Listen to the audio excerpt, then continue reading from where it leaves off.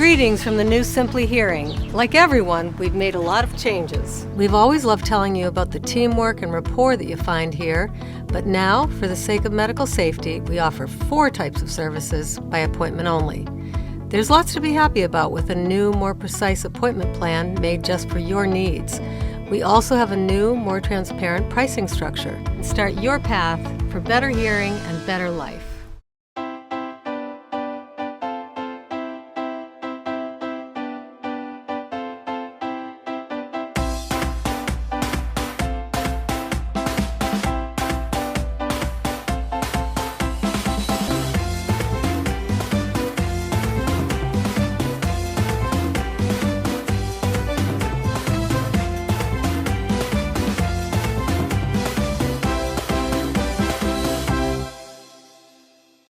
Welcome to the Falmouth Chamber of Commerce. The Falmouth Chamber is dedicated to working on behalf of our members to make Falmouth a better place to live, work, and conduct business. We are committed to developing the economic, cultural, educational, and civic interests of our community and welcome the support from all organizations to achieve our combined goals. Whether you call Falmouth home, are a summer resident, or a visitor, we hope you take advantage of all that the Chamber has to offer. Hi, I'm Bob from Crane Appliance. Since 1983, as a family-owned company, our goal has been simple: to give our neighbors of the Cape and Islands a great shopping experience. Rest easy knowing our professional team will listen to your needs and help you pick out the perfect appliances. We'll take care of everything throughout the sale, delivery, and installation process. And we even have our own in-house service department. Crane Appliance, we call the Cape and Islands home. Carlson Printing for all your printing needs. 508-548-7303 or toll free at 1-800-696-7303. Our email address is carlsonprinting@aol.com. Carlson Printing for all your printing needs. Hosting services for fctv.org are provided by MegaNet Communications. MegaNet offers a wide array of internet services including Mega Backup Cloud Service, server colocation, T1, fiber, Metro Ethernet, as well as telephone services such as hosted PBX and digital voice. Their #1 goal is to keep your communications network up and running and allow you to focus on growing your business.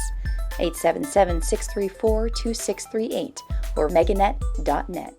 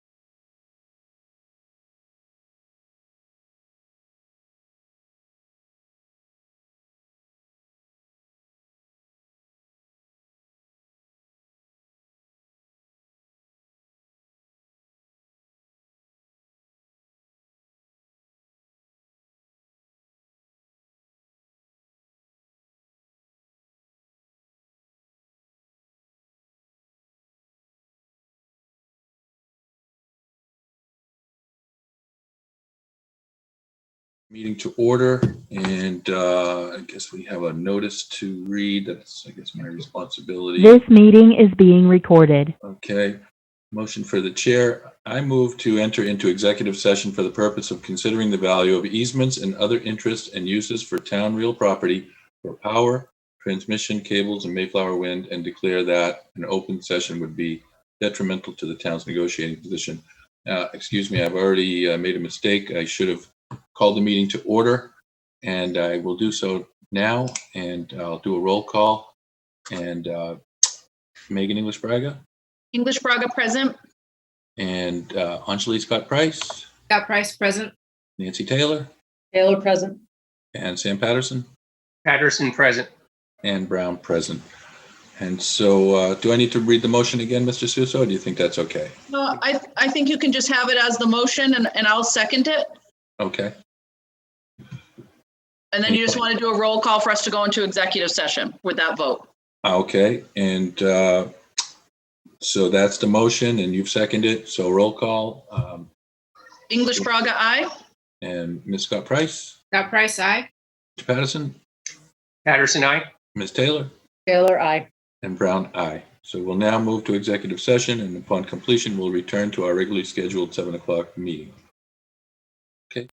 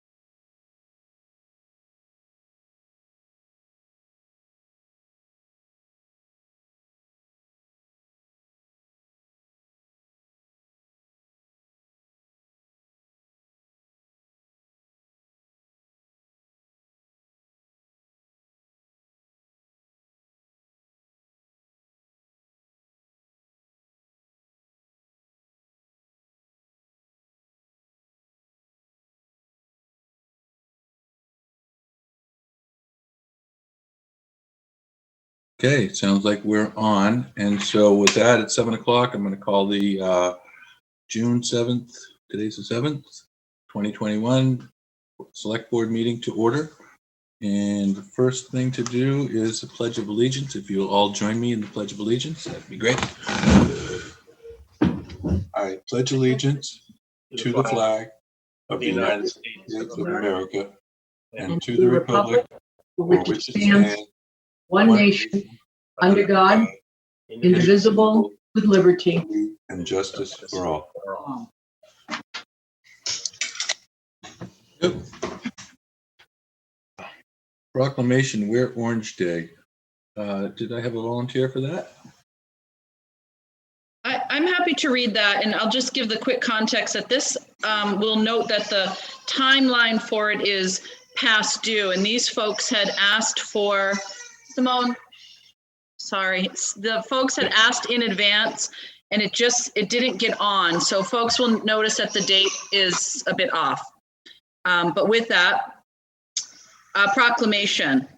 Whereas Hadia Pendleton was a 15-year-old and an honor student, and whereas Hadia was shot and killed in Chicago in a case of mistaken identity a week after she performed at President Obama's second inauguration, and whereas Hadia's birthday is June 2nd, And whereas Wear Orange originated on June 2nd, 2015, on what would have been Hadia's 18th birthday.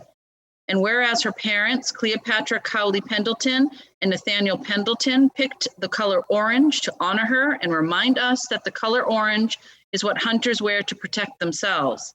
And whereas the color orange honors the more than 100 people killed and the hundreds more wounded by gun violence every day. And whereas it is observed nationally on the first Friday in June and following weekend each year as National Gun Violence Awareness Day. Now, wherefore, we, Douglas C. Brown, Nancy R. Taylor, Samuel H. Patterson, Megan English Braga, and Angela Scott Price, as a select board of the town of Falmouth, do hereby proclaim June 4th, 2021 as Wear Orange Day and June 5th and 6th weekend to be Wear Orange Weekend in Falmouth, Massachusetts.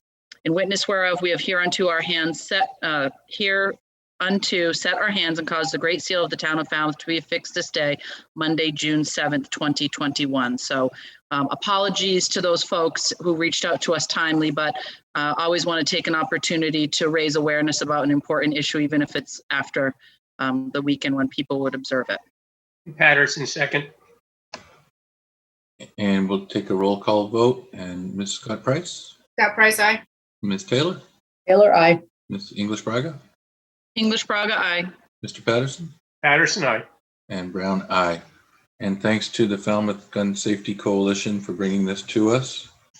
They're recently incorporated 501(c), and they will be around for a while, reminding us about gun safety and advocating for the same. So thank you to them. And sorry for missing the date. Let's see, next is licenses, or we'd have recognition first. Does anyone have anything particular that they'd like to speak on recognition? I just want to comment that it was another tough week for police with ambush style shooting of 2 police officers in, I don't remember which town it was, but it was another Massachusetts town. And then in Worcester, the 5-year veteran of the force, Officer Familia, I believe his name was, jumped in to try to rescue a boy and drowned and gave his life. Both the officer and the boy perished. So just reminds us how quickly things can turn for them, and their job is always dangerous, and they're willing to put themselves out there. So recognition for that. Thank you. Yes, Mr. Patterson?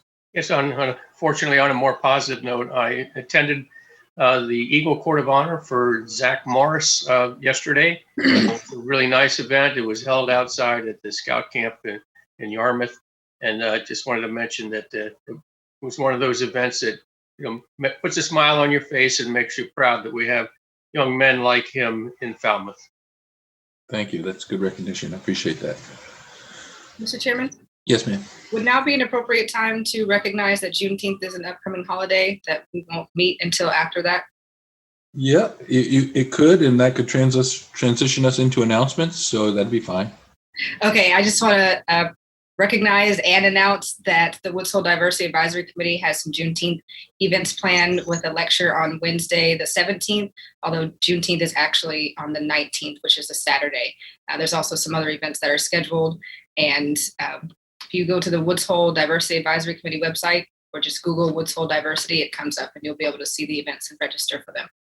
Great. Thank you very much for sharing that. I appreciate it. Yes. Are they all Megan? virtual? Yes. Okay, okay. Just wanted to make sure.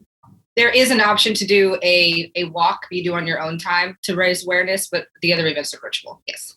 Thank you. What was the website again? woodsholediversity.org. Very good. Thank you. So for public comment, we have some indications that there's folks that want to make public comment. It's regarding a school matter. We have an opinion from town council and reminding us of our policy on public comment.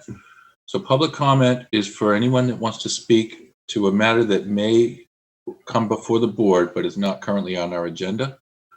We have a little issue with the fact that school committee personnel matters are not select board business. So, yeah, Mr. Suso? We have that policy that we could put up on the screen, Mr. Chairman, if you'd like us to. Yes, please. We would like to review that.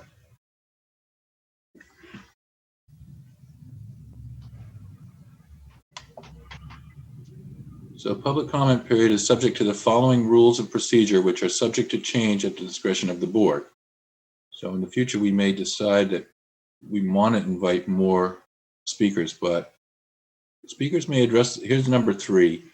The first part is preliminary, but 3 is where it gets to the point. Speakers may address the board on any subject within the jurisdiction of the board, which is subject to reasonable determination by the chair.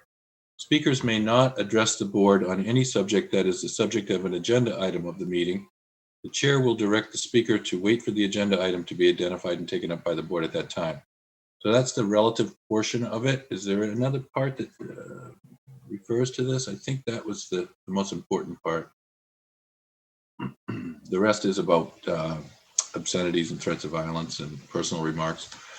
So Mr. my Chair, question, I think number 4 may be relevant as well in terms of number character 4. and let's see, I think it talks about litigation as well. That's another good point. Number 4, if it is necessary for the speaker to identify a town employee or other person, the speaker may do so. Comments about job performance and decisions made are permissible, but it's not appropriate to use the public comment period to comment on any person's reputation, character, physical condition, or mental health. Disciplinary matters or civil or criminal charges, these matters are subject to discussion in executive session as provided in the open meeting law. Any speaker in doubt about a proper purpose for executive session should confer with the town manager in advance of the meeting. So those are the parameters that we set as our own policy, which I think is reasonable because we didn't want people coming in complaining about a particular business establishment or something that's not under our purview. We didn't think at the time in terms of school matters, but really the school is really autonomous and independent of we have no purview over school matters.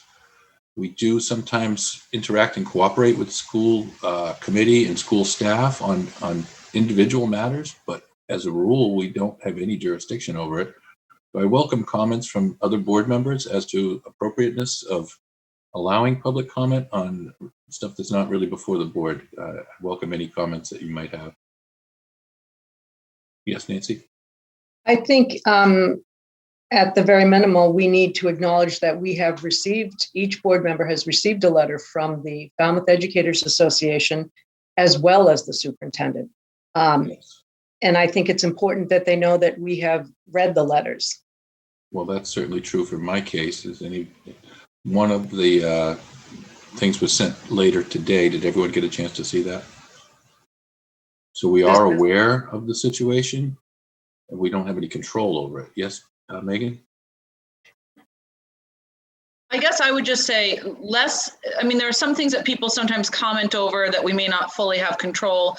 My bigger concern is we should refrain, whether it's about school or any other matter, commenting about issues that are personnel. If we're talking kind of generally about staffing or personnel decisions, I think it's one thing. If we're talking specifically about individual personnel decisions, I think that's a very slippery slope. And I also think items that are part of litigation, I think that's why our public comment policy is laid out like that, to help really structure what is appropriate for a public discussion of this kind. To Nancy's point, I do think it's important for us to recognize we have received those letters, and certainly we understand there's a lot of public feelings in a lot of different directions, but it is definitely something that in general we have not commented on because of those two particular issues. Right. Yes, Sam? Yeah, I was a little concerned that there was no name placed on the letter that I received in the mail. And so anybody could claim to be representing the Falmouth Educators Association, but there was no indication at all that they actually met and decided to take a position. So if anybody sent us any kind of concern, whether it be a school matter or not, I would like to have some assurance that this was a voted measure of the particular body. And I guess at this point, I have some doubts as to who actually sent that letter. Well, I did myself, I did dial the phone number that was at the bottom of it. So I did get some more information, but I'm going to keep that to myself for now and let you all dial that number yourselves. Yeah, that's secondary. Okay. So what's the support your decision, Doug. I would support your decision that I think it's not appropriate for us to have that as part of public comment. I mean, I would just say that if folks want to comment, I'm sure school committee will conduct their meeting however they're going to conduct it. And generally they do have a period for public comment. And that was going to, yes, and that was going to be my comment, that I think that those comments are better placed at the school committee meeting, which I'm sure there's one coming up soon.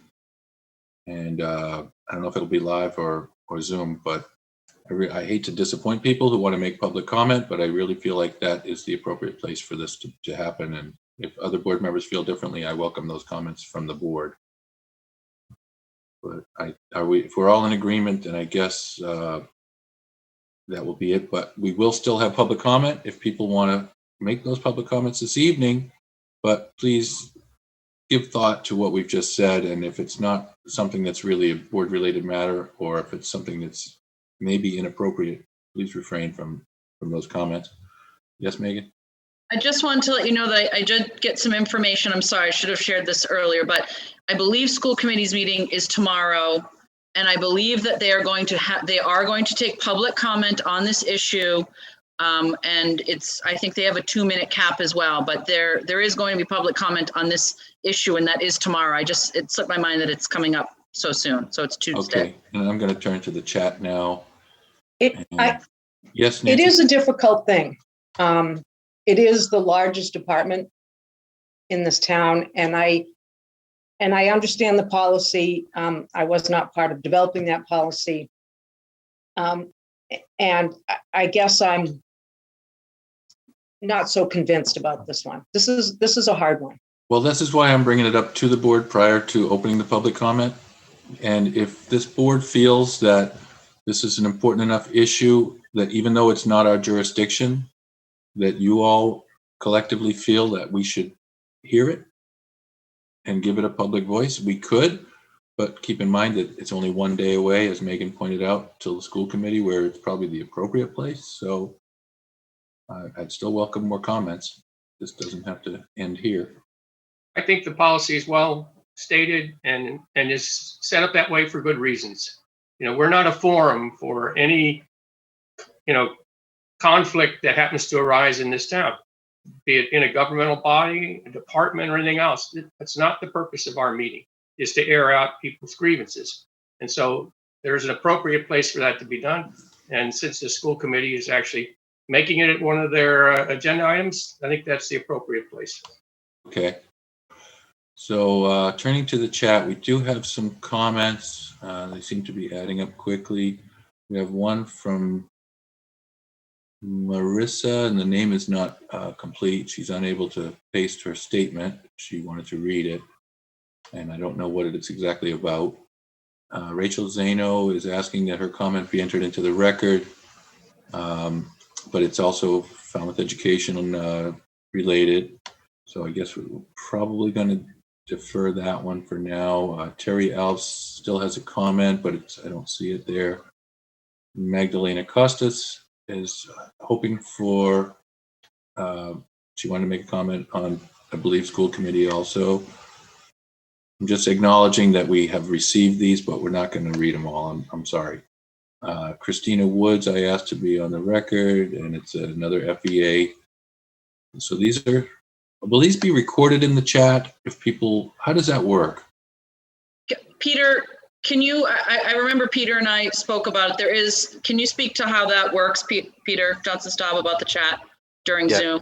The chat, the text of the chat is retained as a record that we will have access to as part of the record. Okay, so people can know that at least it's part of the record of this meeting.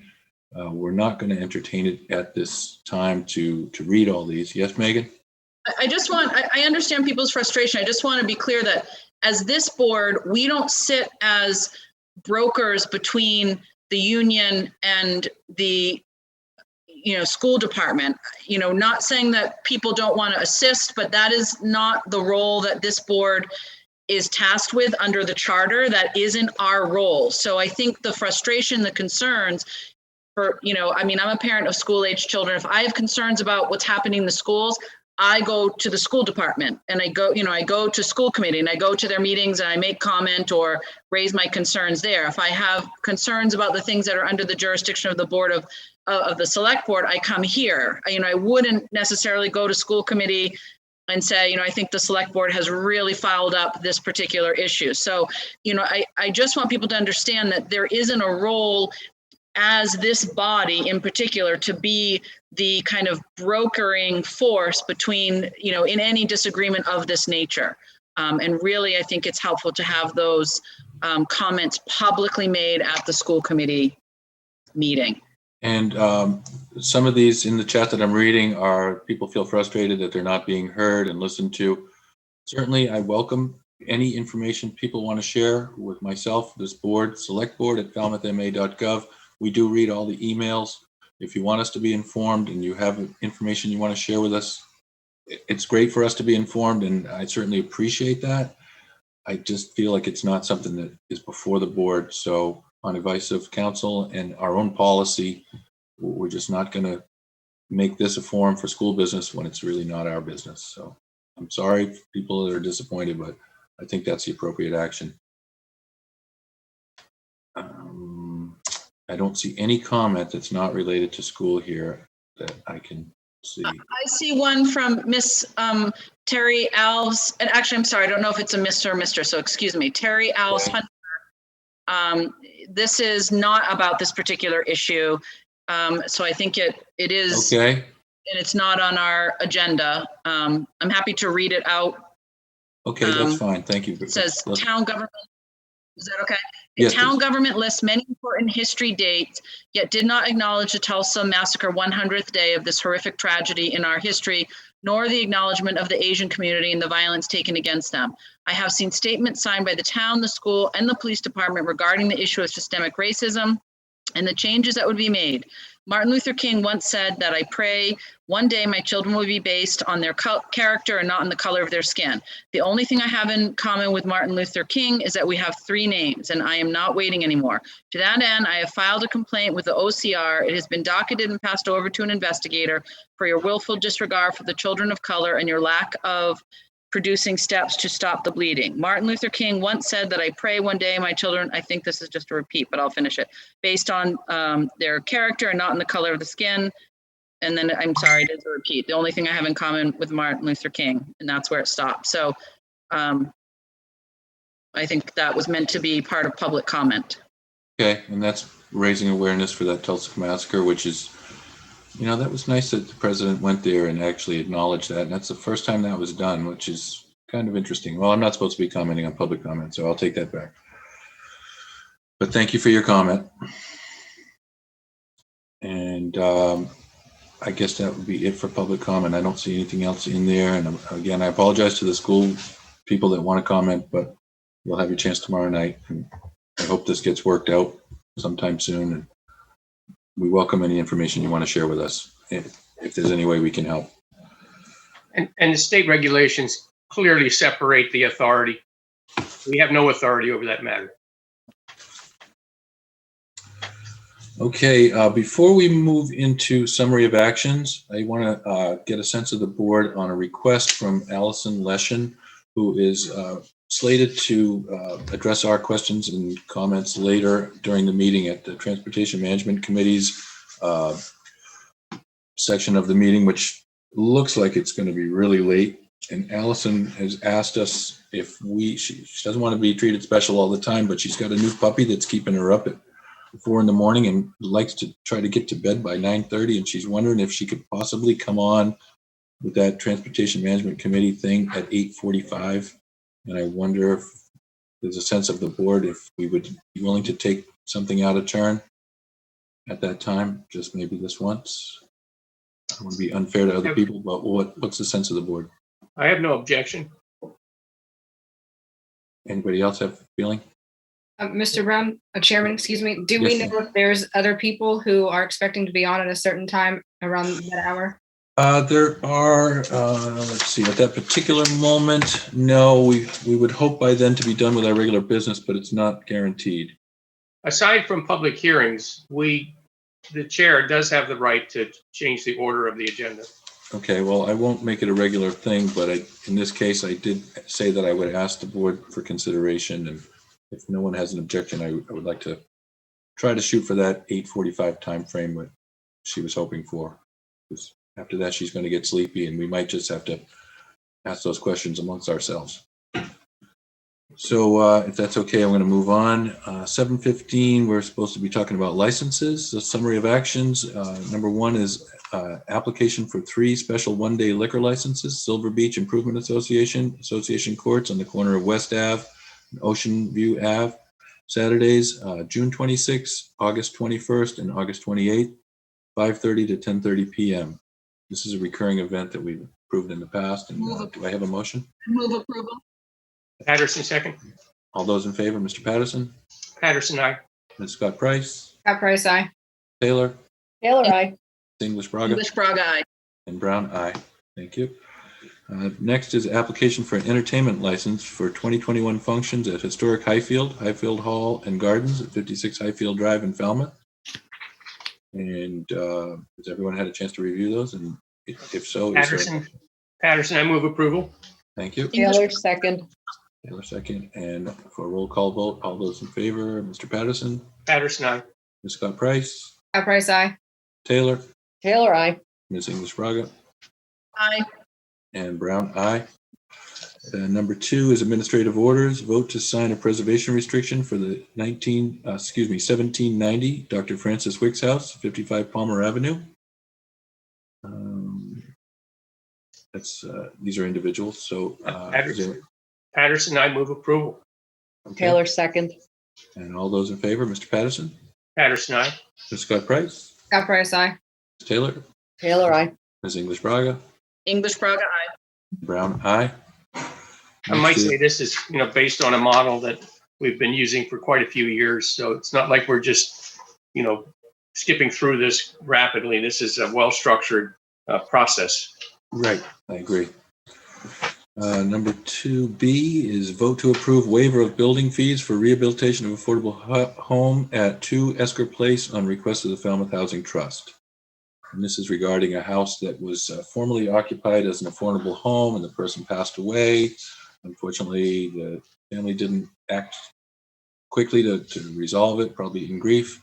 And the house has been sitting for a while and now needs some work. So, and I would just say that, building costs have just skyrocketed so much. I think, this can help offset some of those additional costs. I'm certainly in favor. So yeah. I would move that we waive the fees to the extent that our policy allows. I would second that. We've done that in the past for other projects.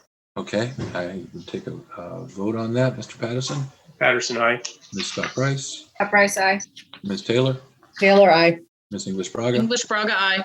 And Brown, aye. Thank you. Next is vote to approve waiver of building fees for construction of 3 units of affordable housing at Lewis Neck Road on request of Falmouth Housing Trust. And this is a project that started out as 4 houses. There was some concerns from the neighbors and they've reduced it now to 3. So I think they're looking for a little extra help from us with regard to fees and actually with regard to some additional funding through CPC funds as well, but that's another item. So this is just for the fees for the construction. Yeah. And for the same reasons, I will move as Patterson moves on to waive the fees to the extent that we can waive them for this particular affordable housing project. For our Taylor, policy. second. Thank you. And by roll call, Mr. Patterson? Patterson, aye. Ms. Scott Price? Scott Price, aye. Ms. Taylor? Taylor, aye. Ms. English Braga? English Braga, aye. Brown, aye. Next is vote to affirm transitional mask wearing municipal government buildings. This is just a formalization of our policy when we decided to extend the mask requirement for public municipal buildings. And Ms. Taylor, you have a question? I do. I question that the order shall not apply to voters entering a polling place. Why is that? Okay. If it's in a municipal building? It's because it can't. We talked about this the first election of COVID.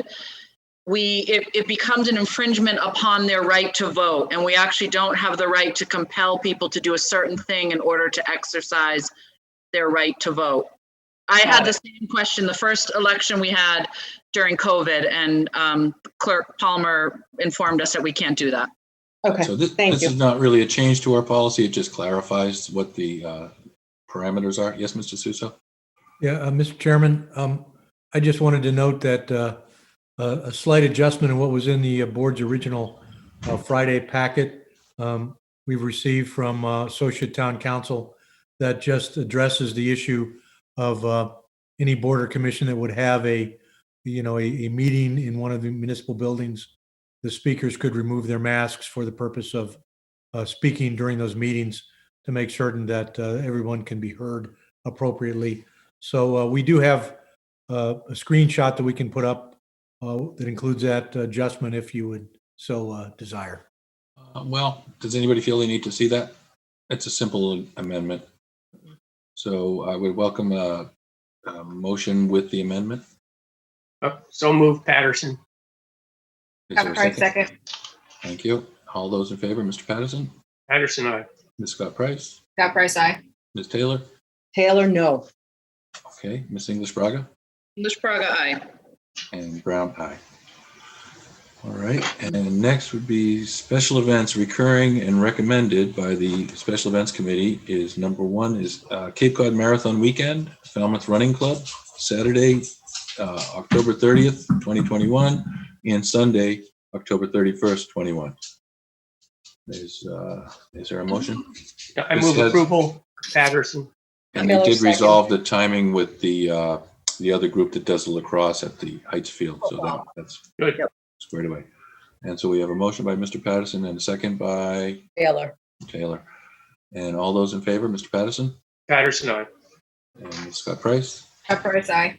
Ms. Taylor? Taylor, aye. Ms. English Braga? English Braga, aye. And Brown, aye. And I see Mr. Afarian's here, but I don't think we have any questions, so I think we're ready to go. Thank you for coming, Mr. Afarian. I don't think we have any questions. Special events recurring new recommended is 4th of July concert by the College Light Opera Company on Library Lawn, Sunday, July 4th, 2021, from 1 to 2 p.m. That's a nice idea to try to take the place of the fireworks. It won't quite take the place, but it's something. So moved. I move we approve. And Patterson. Patterson, second. Okay, thank you, Mr. Patterson. And all those in favor, Mr. Patterson? Patterson, aye. Ms. Scott Price? Scott Price, aye. Ms. Taylor? Taylor, aye. Mr. English Braga? English Braga, aye. And Brown, aye.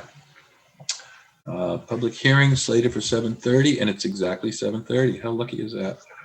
Application for an alteration of the licensed premises of an all-alcoholic common victualler license at Chapcoy Grill Incorporated, located at 410 West Falmouth Highway, West Falmouth. Continued from April 26, 2021, and May 24th, 2021. So I see. Mr. Chair. Yes, ma'am. I think Sam and I are saying the same thing, that there's Here's a notification. At the request of the applicant, I request a continuance to June 21st. Oh, that's right. Yeah, we got the new request. Okay. So all those in favor of continuance to June 21st? By roll. Did you move that, Mr. Patterson? I did. I'll Okay. second it. Okay. All right. And also all in favor, Mr. Patterson? Patterson, aye. Ms. Scott Price? Scott Price, aye. Ms. Taylor? Taylor, aye. And Ms. English Braga? English Braga, aye. Brown, aye. Very well. We'll see them at the next meeting. Next is a wetland dock hearing, Lady Fair LLC, for permission to maintain and repair an existing licensed pier landward to regain access to the pier and replace decking in and over the waters of Eel Pond, located at 44 Jewelers Ave, East Falmouth. And this is in the area where we've had all that erosion close to the peninsula from Washburn's Island. So it looks like they've lost some of their land at the end of the dock where they access, and now they have to rebuild that. Mr. Chair. Yes, Once ma'am. again, at the Yes, sir. request of the applicant, I move that we continue this hearing until June 21st, 2021. Okay, thank you, sir. And is there a Taylor, second? second. All right. And all those in favor, Mr. Patterson? Patterson, aye. Ms. Scott Price? Scott Price, aye. Ms. Taylor? Taylor, aye. Ms. English Braga? English Braga, aye. And Brown, aye. And we'll see them at the 21st. This is 7:45 business. Do we need to wait till 7:45 to do this business? You can't start it before 7:45, but you can start it anytime after. Okay, and let's see, it's 7:32. Did we not have another? Yes, you have another one. We have one more public hearing that wasn't continued. Okay. This The is all alcoholic beverage common victualler license at the bowling alley. Oh, that'll take up 15 minutes.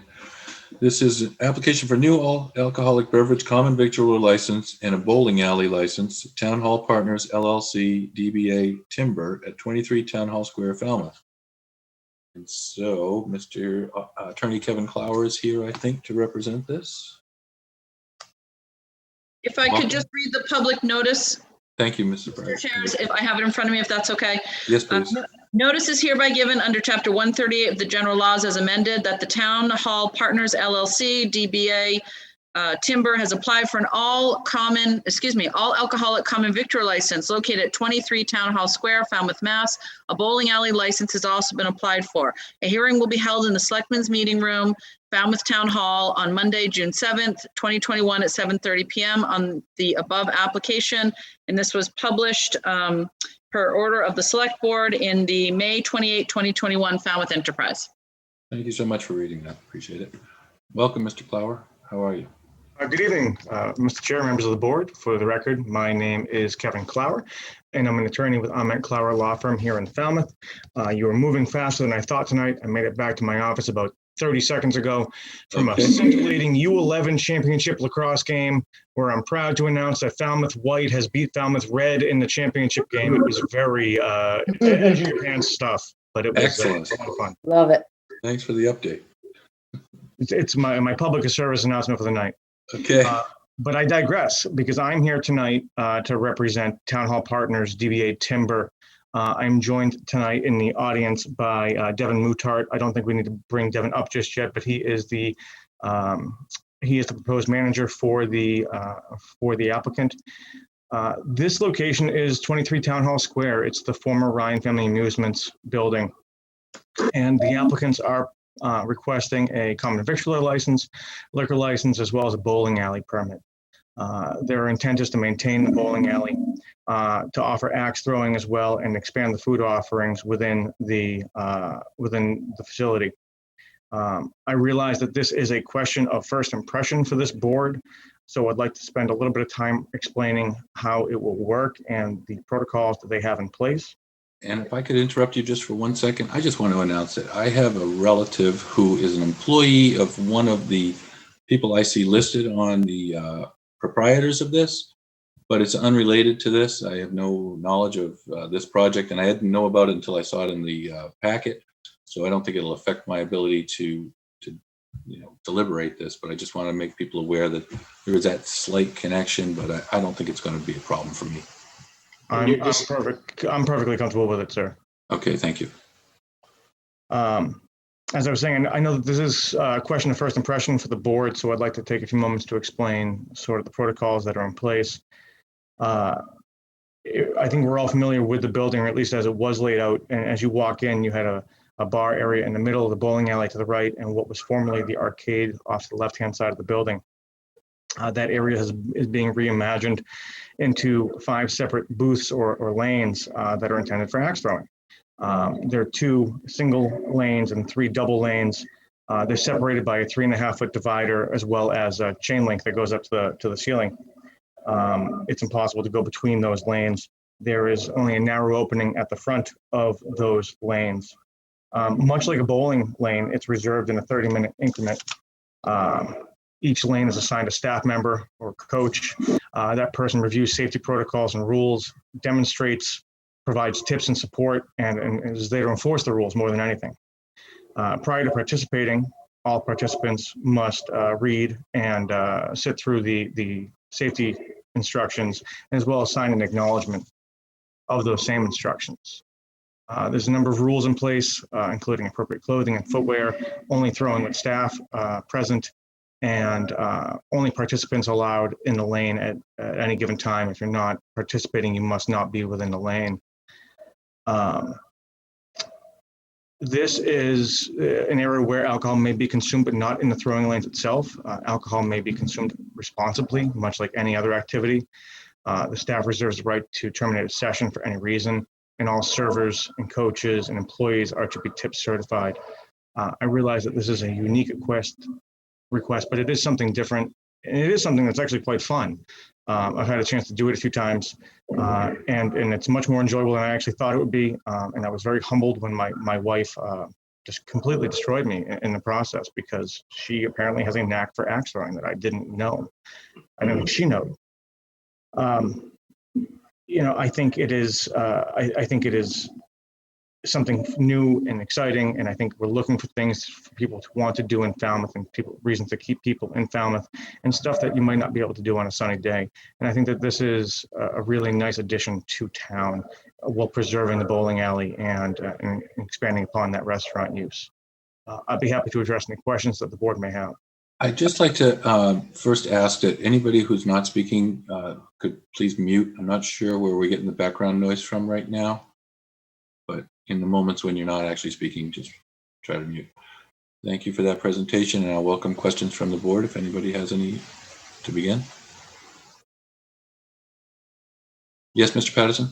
Yeah, I just, Kevin, is this area going to be closed off with the chain link when Sure. after the staff member and the contestant or whatever, the person practicing this goes in, so that the stuff can't bounce around or somebody suddenly turn unexpectedly and try to do Sure. something dangerous? So, Mr. Patterson, if I can, I'd be happy to share my screen, because I think the floor plan actually does a good job of illustrating that. That would be great.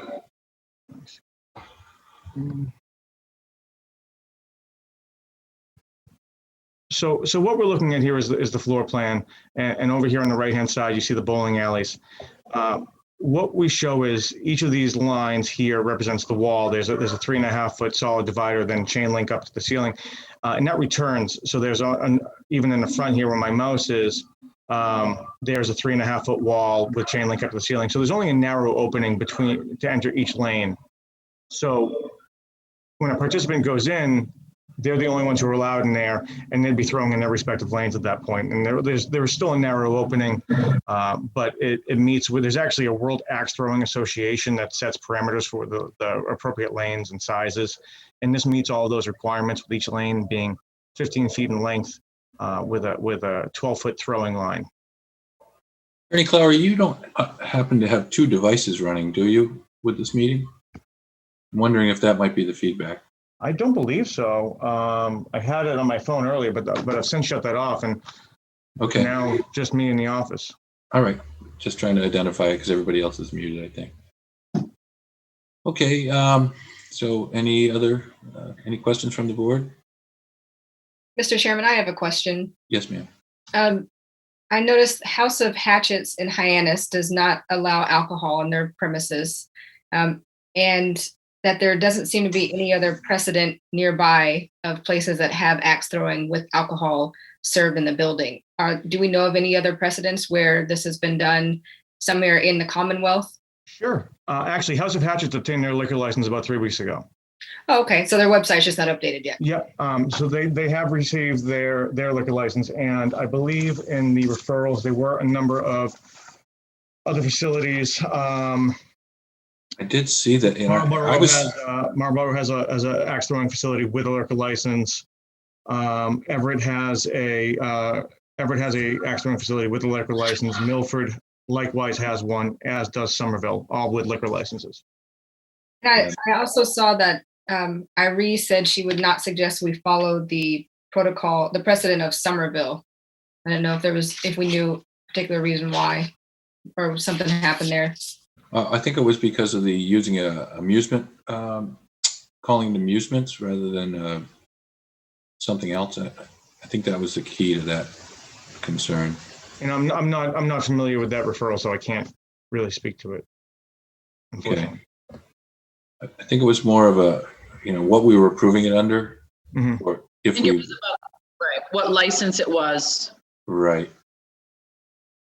All the other ones did it under different type of license? And I should be more clear on that. In this case, there's no separate, like a bowling alley has a separate license, a permit that you have to apply for. There's no such permit in this case. So there's not a separate permit to allow this. What we're asking isn't so much for approval for the axe throwing, it's approval for the liquor license. Right. And so will the proprietors entertain the idea of maybe only 2 drinks or 3 at the most before throwing axes? Or is there going to be any kind of... We haven't had that discussion, but I think, the idea is that every server there is going to be tip certified. It's a situation where you want to have people acting responsibly and safely. And rather than putting a number on it, I would rather leave it to the discretion of the server, because 1 or 2 drinks for someone might be very too different than 1 or 2 drinks for someone else. Okay, I guess that's true. I did notice that one of the ones in the reference had a 2-drink maximum before axe throwing would commence. When I first saw this, I thought it was very unusual, but when I looked further and I read all your referrals, they all involve alcohol. So I guess it's a barroom type of activity. It's like darts on steroids. Yeah, I guess so. Darts can be dangerous. They can, but so can bowling balls. That's true. And I was always surprised that in Falmouth we had 2 bowling alleys and neither of them sold beer or wine, because nationwide, typically when you go to a bowling alley, there's beer and alcohol. And Ryan Family Amusements actually did serve beer, at least in the last few years. Yes. Oh, they did. I didn't realize that. Okay. Sangria, and they had, I heard, but I heard they had sangria and beer. I've been to enough kids' parties there that I can attest. Okay, Mr. Patterson, I see you had your hand up. Oh, you're muted still, sorry. I hear what you're saying about the staff being tip certified and using their discretion on somebody's sobriety, I guess is the right word for it. But I think it's reasonable to actually place a 2-drink limit on this, even if somebody feels like they actually have control over things after 2 drinks. But I guess I support that condition. What I think might be a good way of handling it, because I think monitoring whether or not someone's had 1 or 2 drinks before they were to participate, it's a reserved time slot that you would have. So you reserve for a certain time frame. And the referral I saw from Marlborough simply says that alcohol is limited to 2 beers/wines per person, but is not allowed in the axe throwing area. I think during a session would be an appropriate way to limit that.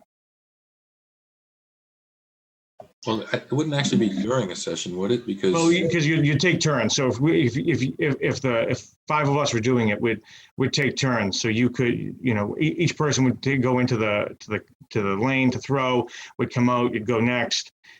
So you don't bring any alcohol into the lane, but as you're waiting outside, you could have a cocktail or a drink. Can you tell us a little bit how it goes? Is it 2 people in the double booth or more? Yeah, so you can have 2 people throw at once. It's kind of like a head-to-head matchup. Okay. So those 2 people would be the only ones in there throwing, and the coach would have them throw, and then would instruct that all axes down, so axes could be retrieved. But it's a very fun competitive game. Now they don't get into any gambling in there, do they? No, sir. Because they might start taking the axes to each other. Nope. There is that's the first time that question has come up, and I would, if my client asked, I would tell them that absolutely not. They do not. Okay. This is such a new concept. It's just. I think a nice way of framing it actually is similar to bowling. It's not dissimilar from bowling, and much like you could go head to head against someone in bowling, or you could have a kind of a round robin, or even a tournament of sorts. When you're playing with 4 people, it's not different than that. You can keep score, or you can go head to head with someone in a double booth. I think it'll be a really nice addition to town, and something that I think will be a lot of fun for a lot of people that wouldn't expect it to be. Okay. Yes, Sam. Yeah, I think it's different from bowling. I mean, bowling, you're rolling something along an alley. There's nothing up at torso height, if you will. I don't think it's unreasonable to basically give that establishment the responsibility to limit a person's drinks to no more than 2 before they enter one of those places, and not to allow them back in if they have additional drinks. So that's really, I think, the appropriate thing for us to do. People don't have the best sense of when they're impaired to the point where they might be dangerous or not thinking clearly. Well, I was the one who raised the issue. I'd be a little hesitant to make a motion out of it. I just wanted to raise the question and kind of the awareness of the concern. But Mr. Chair? Yes, ma'am. I just wanted to note that I know it's somewhat novel to Falmouth, but these establishments exist in a lot of places. I mean, if you go up north, if you're in Vermont or you're in Maine and New Hampshire, I mean, they've been doing this for a few years. So I know that it's a little bit newer to maybe Massachusetts and definitely new to Falmouth, but it's not a completely novel industry. I think it's an industry that's, definitely been kind of taking off further north, maybe south, I don't know. I've only seen it in places I've been up north, where it is exactly a similar setting like this, kind of a bowling alley, or this axe throwing type of setting with some food and alcohol. So, I mean. Yes, Sam? I don't have any problem with the axe throwing as an activity. This is a liquor license hearing. And to me, we've got to remind this proprietor that they have a responsibility to manage the sobriety of their clients. So put in this environment, I think it's even more important that they take that extremely seriously. One thing I'm concerned about, though, Sam, is what if the people are making an evening of it? They go, when they first get there, they have their first cocktail, then they go in and throw some axes, then they come out and have dinner. Maybe they have another drink or two. And now are they eligible to go back in and throw axes? They've had dinner. There's been some time. So I think putting the 2-drink limit might cause a problem for the operation. My concern, Mr. Brown and Mr. Patterson, is that I don't think any other liquor license we limit in this sort of manner. And I think I understand that this is a different application and it's a different circumstance, but I think that, we have to trust, people are going to be certified to handle this appropriately.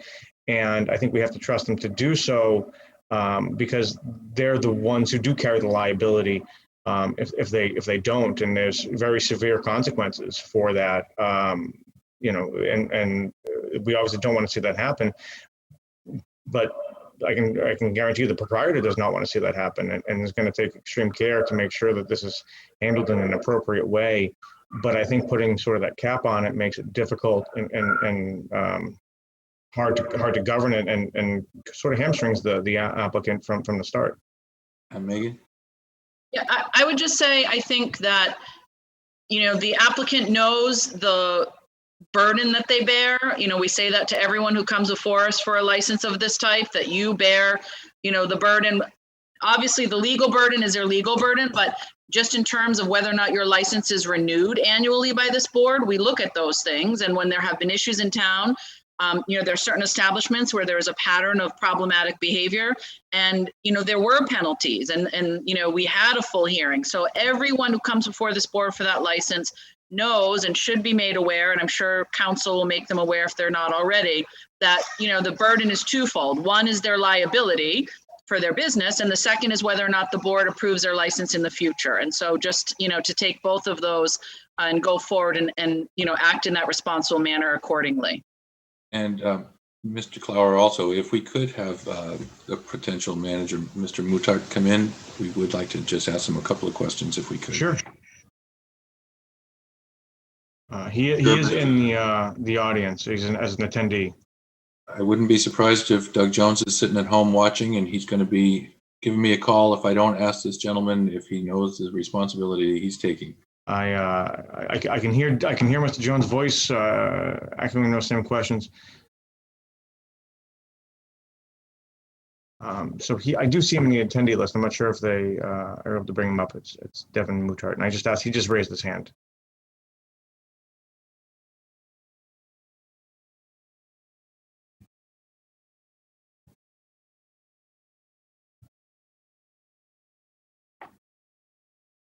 Welcome, Mr. Muttart. Hello, everyone. Thank you for having me. Okay, so typically we ask, obviously you're tip certified. I saw that on the application. But is there, do you have any history of managing an establishment similar to this or any liquor establishment? I've done 8 years in the restaurant industry at the Lobster Trap and Mezzaluna in town at Bourne. Okay. I've held a number of positions throughout each of those jobs. And you realize that as manager, you're going to be personally responsible for the liquor license and the operations.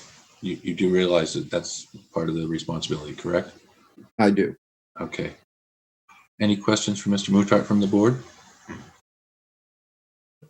Great. Well, we just have to just ask you that and make sure that's clear. Any other? I'm sorry. Do you want to say anything else? No, thank you. Okay.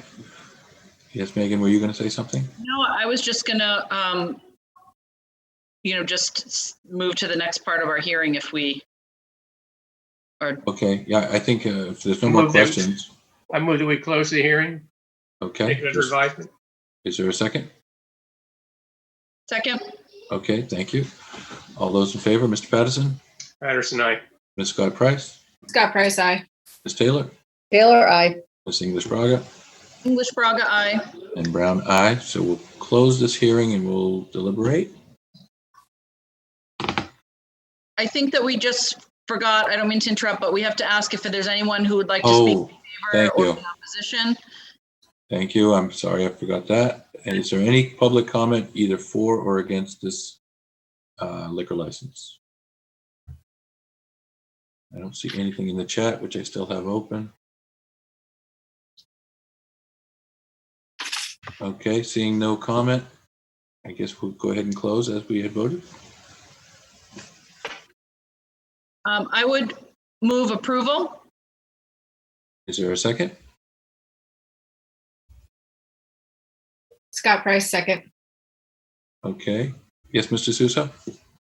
Mr. Chairman, just wanted to confirm for the board, as you saw in your board packet, there are 3 items that are still pending that will need to be forthcoming following the board's actions on this as well. So just want to note for the record. So this approval would be conditional if it were granted.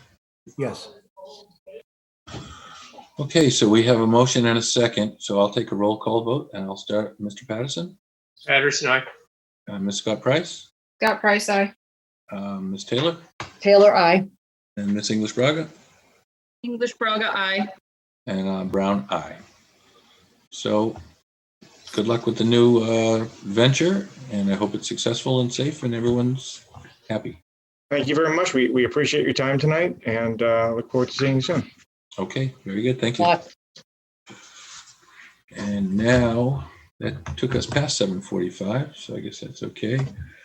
Just point of order. I'm sorry, Mr. Chair. Can I just ask, did we vote both of the items? I just want to make sure our vote was for both. I think that, didn't they have two pieces in front of us, or did I read that wrong? I thought it was just a liquor license. Is that not correct, Mr. Sousa? It was a liquor license and a bowling license. Yes, and a bowling alley license. Oh, okay. I thought that was existing. This We isn't. talked about them as, we talked about them together, but maybe we should just read the notice for the bowling alley and take the vote just so that it's. Yes, please. Okay. So public notice of hearing. Notice is hereby given under Chapter 140, Sections 177, 178, 179, and 180 of the general laws as amended that the Town Hall Partners, LLC, DBA Timber has applied for a bowling alley license located at 23 Town Hall Square, Falmouth, Mass.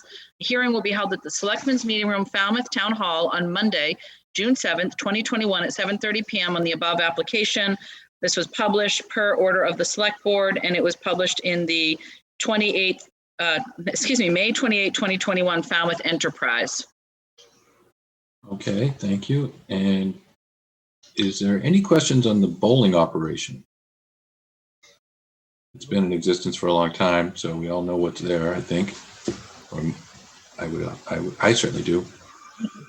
And I don't think there's any changes to that. So given that it seems to be a known quantity, you want to solicit any public comments for or against? Yes, please.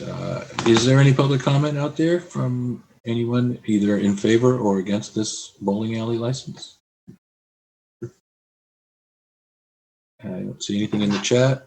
Hearing none, Mr. Chairman, I move that we close the hearing and take under advisement. Would second. Thank you. By roll call, Mr. Patterson, Patterson, aye. Ms. Scott Price, Scott Price, aye. Ms. Taylor, Taylor, aye. Ms. English Braga, English Braga, aye. and Brown, aye. And so what's the will of the board? Would you, is there a motion to approve the bowling alley license? So move, Patterson. Taylor, second. Okay, seeing a motion and a second, I'll take a roll call vote. Mr. Patterson, Patterson, aye. Ms. Scott Price, Scott Price, aye. Ms. Taylor, Taylor, aye. Ms. English Braga, English Braga, aye. and Brown, aye. So if there's nothing else to do on this one, we'll move on. Let's see. Then it would take us to update on COVID-19 issues. I guess our health agent will be joining us. Oh, Board of Health is still deliberating. Still deliberating. So we'll move on to the next one. Status update on town beaches, please.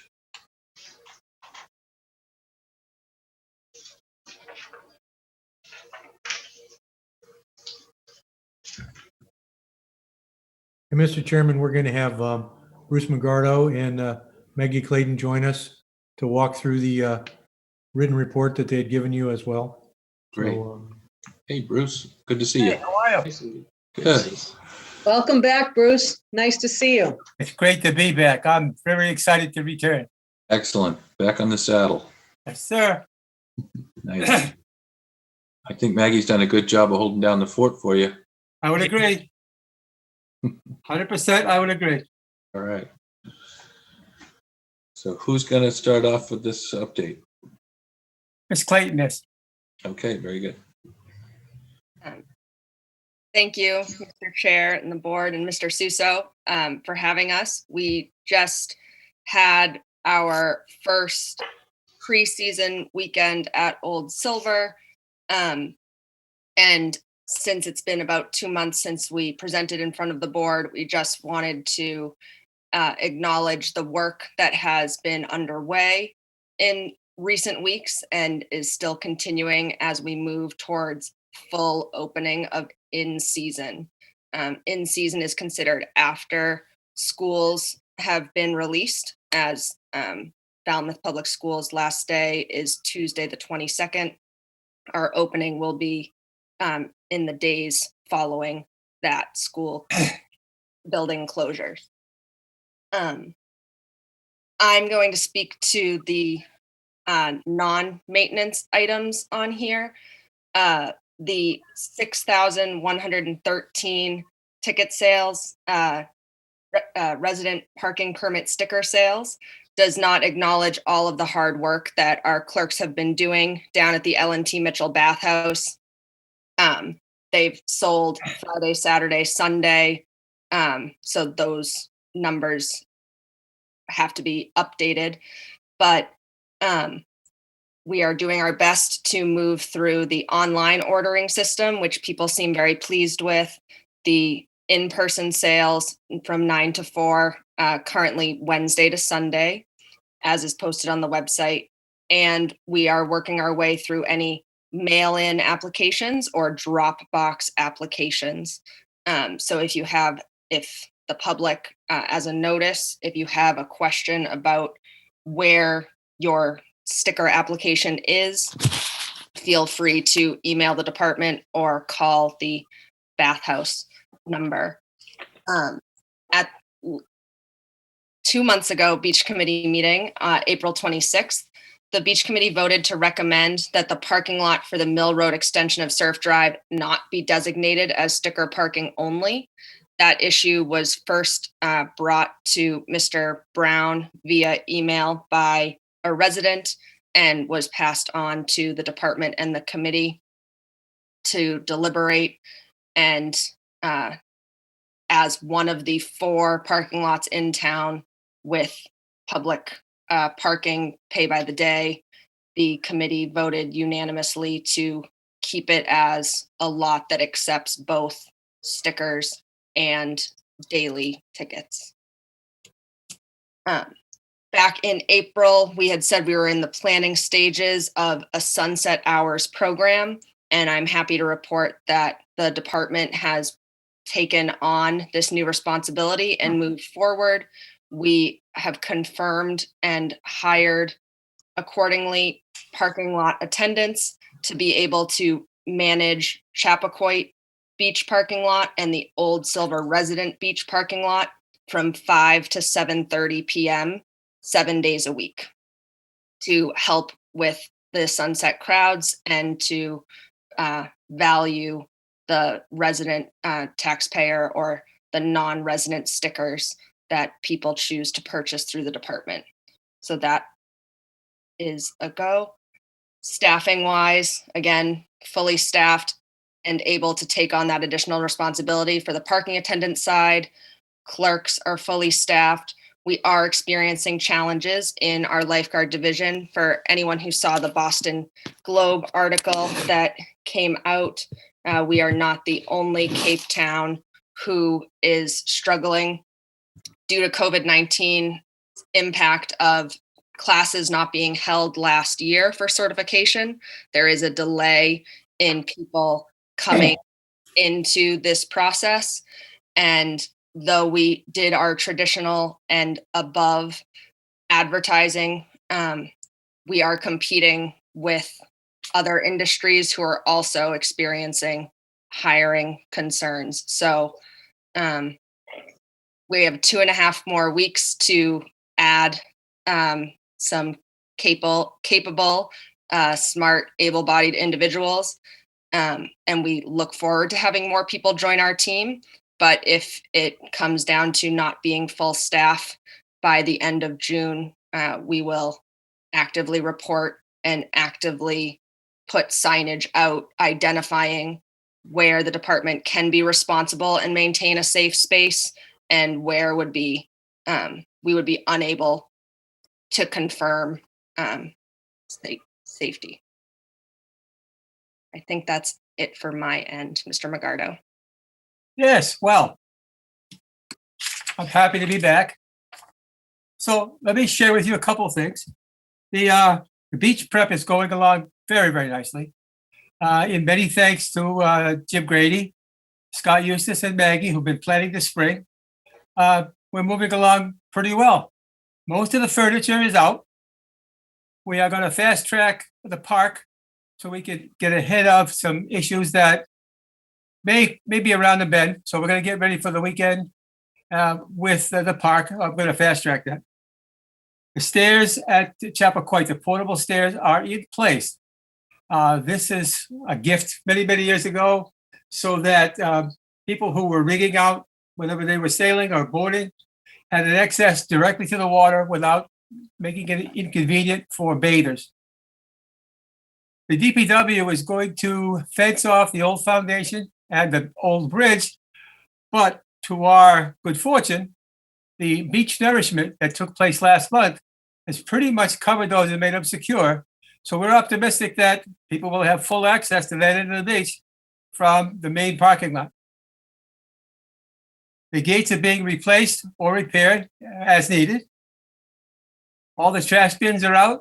All the portable toilets are going out these few days so that all beaches will have appropriate trash pickup and facilities available.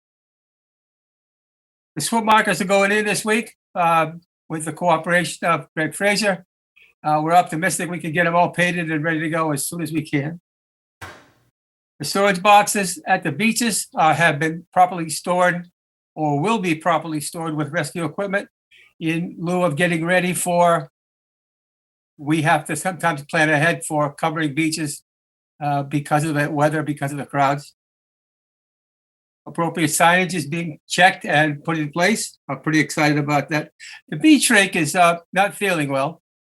The beach rake is down. And so the parts have been ordered, and the DPW tells me that they're optimistic it'll be in place as soon as they could possibly get the parts and put them in place. So the dirt lots are being graded. The shower towers are going to be put online. And you know what? We're going to be ready. We're going to be ready. Come hook or crook, we'll be ready. And if we aren't, you can come after us. All right. We know where you live. Yeah, sir, you do. I'm not moving. Do we have questions, Ms. Taylor? I just had two quick questions. One, are the lifeguards vaccinated?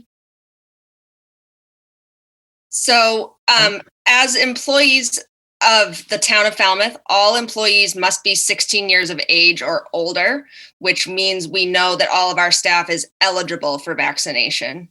We have not had the purview for asking people their status, but some of our staff has solicited it without question, sharing that they are in fact vaccinated. Okay, that was my first question. Thank you. My second question is, you talked about the beaches being replenished. Bruce, sand, we're good with that? We're better than we were. Let's describe it that way. We had available to us 10,000 cubic yards of sand. We were able to get most of that. We were able to put it at the westernmost part of the beach because the littoral drift moves from west to east. So we're going to have that sand in the system for quite some time, unless we get hit with a couple of bad storms. Then all bets are off. Thank you. Yes, ma'am. I have a question for either of you. Are we going to be able to have the trailer back at Minot this year? I have not heard any discussion about electricity or piping or relocating it to the eastern end. Was there some issue with the utilities there? The removal is based on the sand shifting and the decrease in size of that parking lot not being able to hold the space and have area for cars to turn around. So although there is still an electricity hookup on that end, we have not had the in-depth conversation about the ramifications of moving it to Minot East as opposed to Minot West. And so the portable toilets are still there on both sides.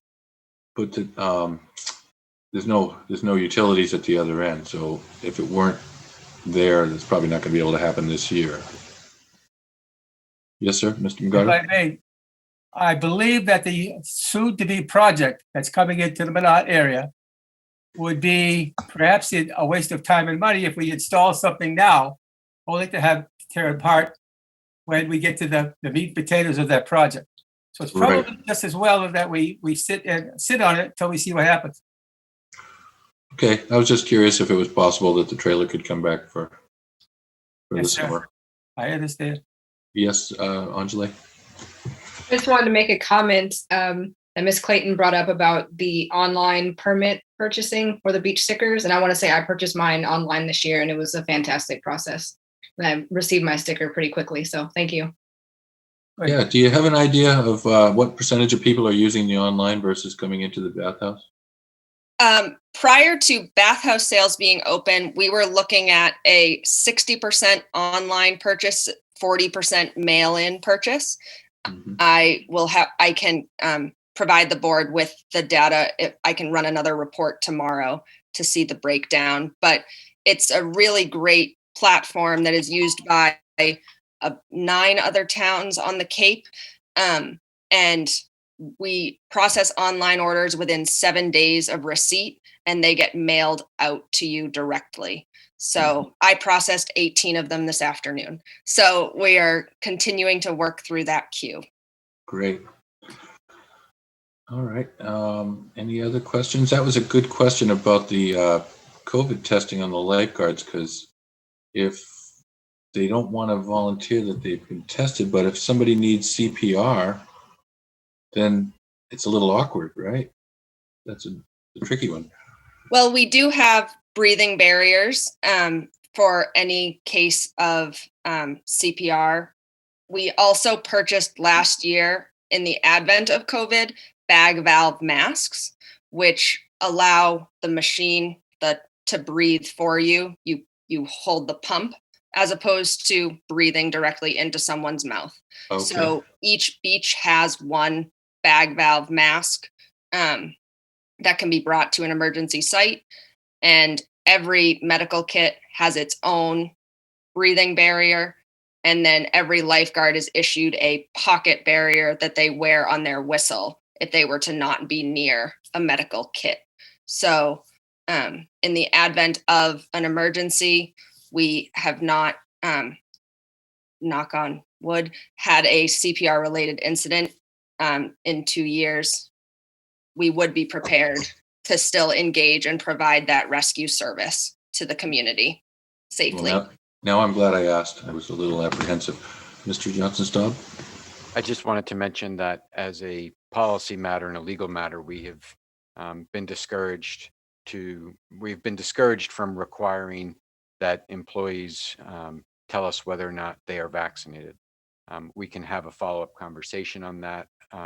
We did not specifically have a conversation with lifeguards, but so far from what we're hearing from our peers, most other municipal employers are not either requiring employees to be vaccinated or requiring that they divulge whether or not they've been vaccinated.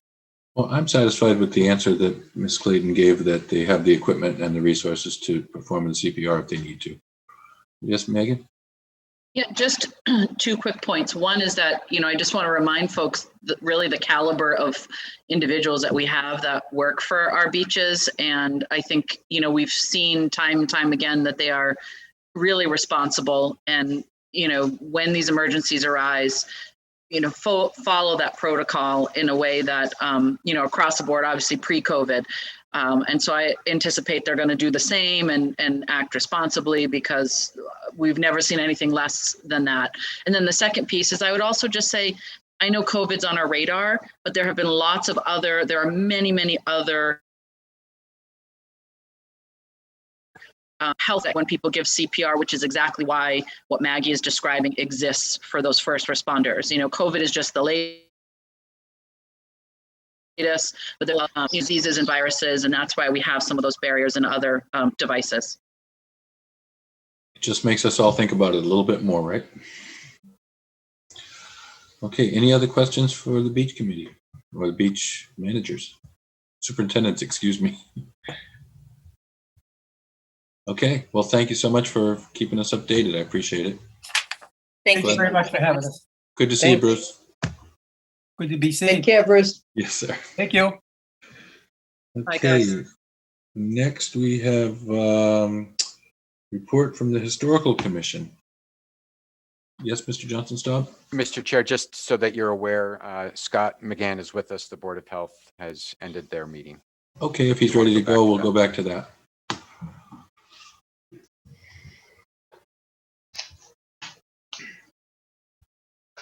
Hi, everybody.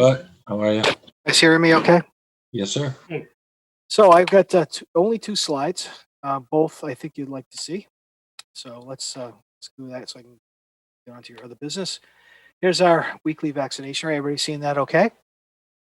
We've hit, of eligible residents, has received at least 1 dose. We are at 80%, which is much higher than the state average and definitely much higher than the country. 69% of all eligible residents are fully vaccinated. That's all good. You see in the parentheses the net gain between the age groups. The biggest gain more recently has been the 12 to 15 and the 16 to 19-year-olds. The 12 to 15 were more recent. We've done, we did a set of school clinics that we did over 200 students utilizing the VNA doses provided by Barnstable County.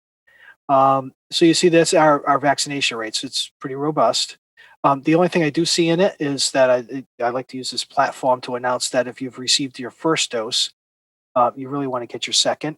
There seems to be a little bit of a slowdown in the population getting their second dose for whatever reason. So I think some of the numbers in here show that some people are not getting their second dose, and they really should get their second dose. Okay. Is there any questions about where we are with vaccine? Right now, it's pretty easy to get. You can go to your local CVS or Walgreens or your local places like that. There aren't going to be any more clinics per se. There's just not enough demand in that sort of quantity to do that. And so that's where we're at. So any questions with vaccinations? Cool. Any questions? No. Excuse me, Mr. Chairman. I do have a question. Okay.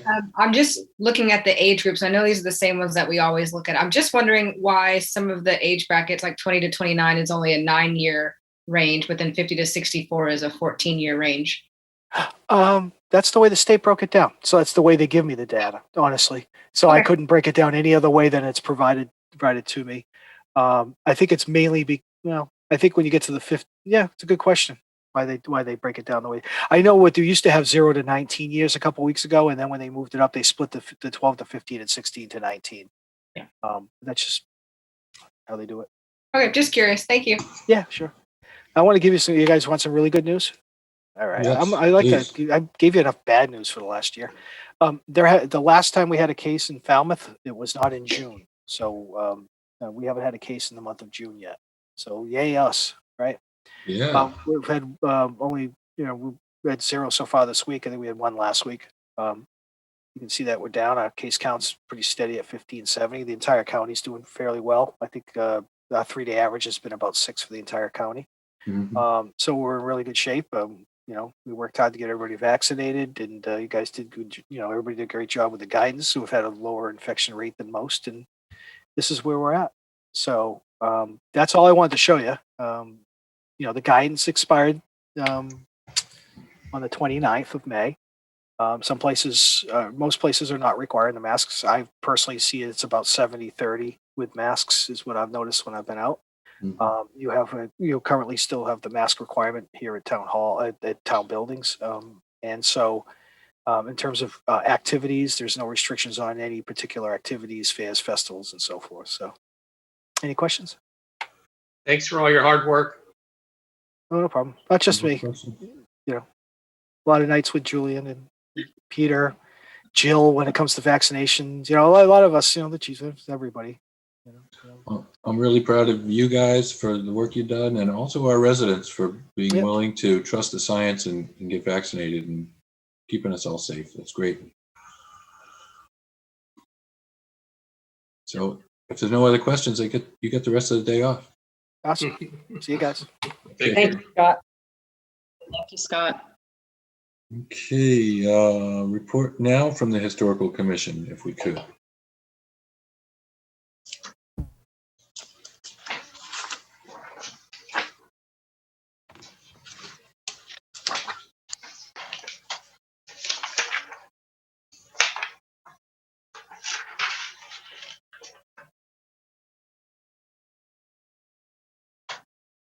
Good evening. Good evening, Mr. Headhead. How are everybody? Just a special welcome to Ms. Taylor and Ms. Scott Price, their first introduction to the Historical Commission. Okay. Thank you.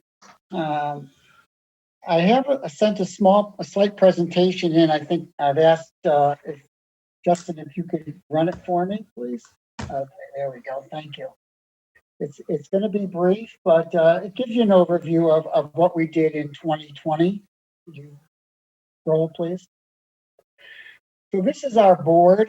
In 2020, we had myself as the chairman, Christian Valley as the vice chairman, Annie Dean, Cara Foley. Chris Warner, who was an architect, was on our board and resigned in early 2020. Lee Drescher is an alternate. So we were 2 people down for the most, actually for the rest of 2020. I'm sure you'll recall within the last month,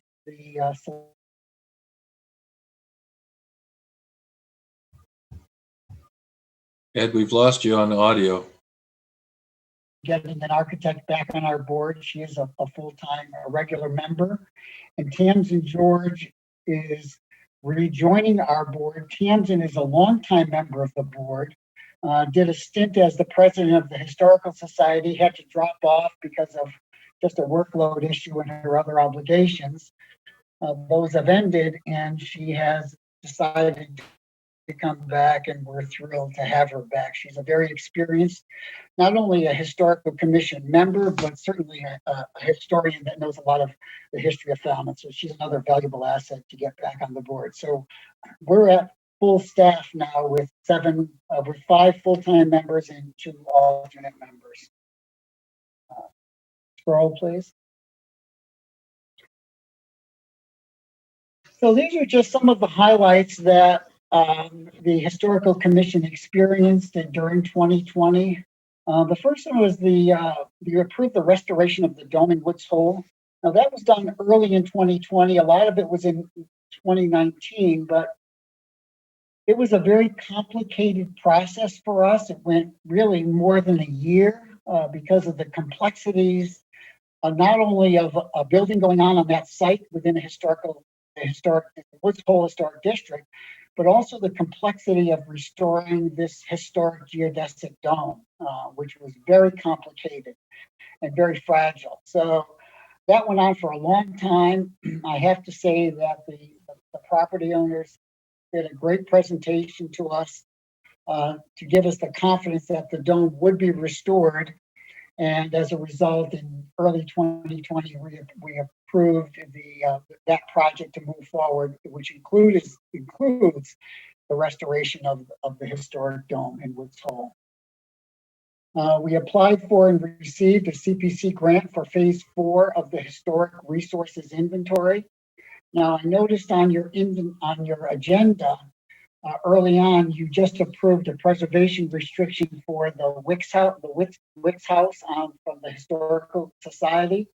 Well, if you leafed through your packet, you saw some photographs of the Wicks House and a lot of narrative about the history of the Wicks House and the provenance on it. That is a Form B. That's what we do. The Historical Commission does that. And that is what a Form B, and that's what our phase 4 is. We're doing it for the whole town. We had 400 that we had to do, and we did it in phases, 100 at a time. And right now, we just got money to do phase 4, and that's what the CPC granted for us, $30,000. At the same time, we applied to Mass Historic for a survey grant for the same thing. Now, what Mass Historic does is they require a matching of funds. They will give you funds, but they require matching. So we have to coordinate the 2 funds, the CPC grant and the Mass Historic grant. So Mass Historic now is giving us half of our $30,000. So the $15,000 that they give us, and we'll use only $15,000 from the CPC grant, we'll be able to give back the CPC $15,000 as a result of getting the 2 grants. So we actually will give them back money that they can use for hopefully other historic projects in the town. During the year, we lost Corey Pacheco. Corey Pacheco was, his title was the, I think, assistant town planner, but he certainly was a valuable historic preservationist for us. Corey had been with us for at least 3 or 4 years, maybe 5 years. I can't remember, but it seems like we always had him. He was a tremendous asset for us, a great support for us. He was our voice in town hall, and a lot of the stuff that went on within the Historic Commission he did for it. And unfortunately, we lost him last year in April of 2020. That position has not been replaced yet. So we have struggled in 2020 with our in town hall support as a result of it. We completed phase 3 of the historic resource inventory in 2021. Phase 4, like I said, is starting this year now. We have 2 members on the Edward Marks Building Advisory Committee. Christian Valley is on it as the official historic commission member, and I am on it as an at-large member. As the restoration of the Edward Marks Building is important to the Historical Commission, and we felt that having 2 members on there was certainly appropriate for the scope of this restoration and the value that we ultimately believe it will bring to the town.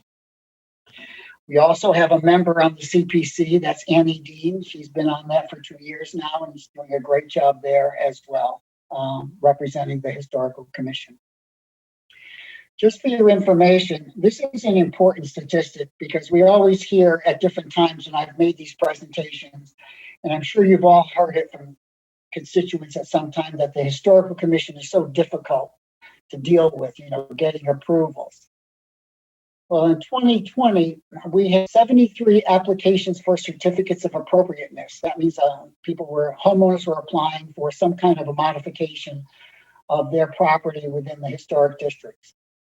50 of those got approved administratively, almost 70%.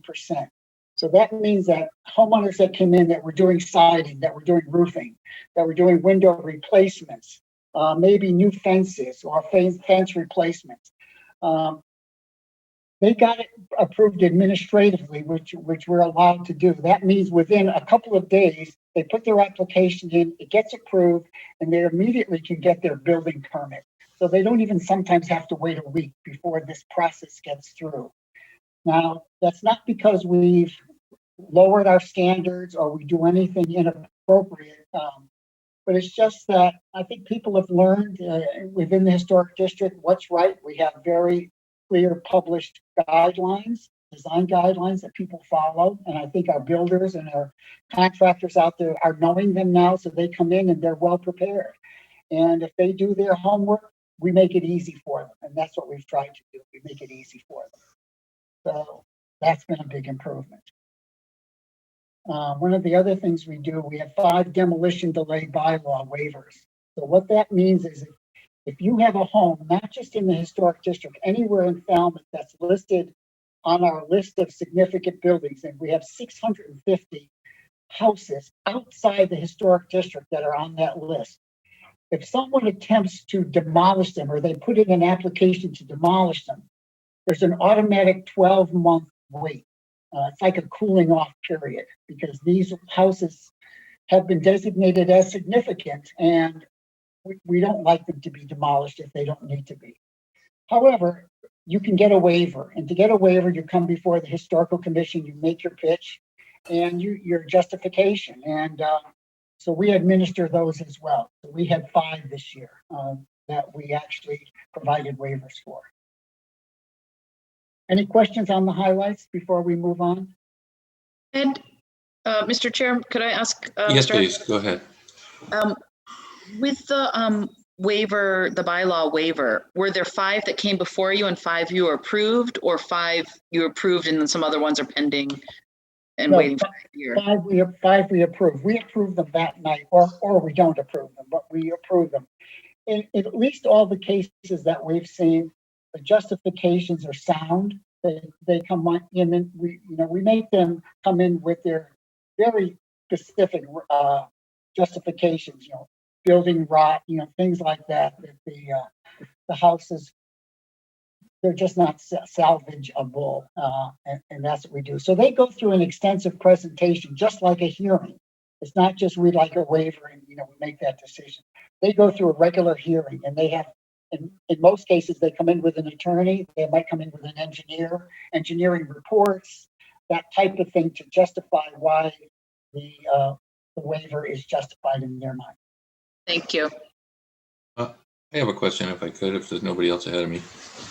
I'm not seeing everybody on the screen. I better change my view here.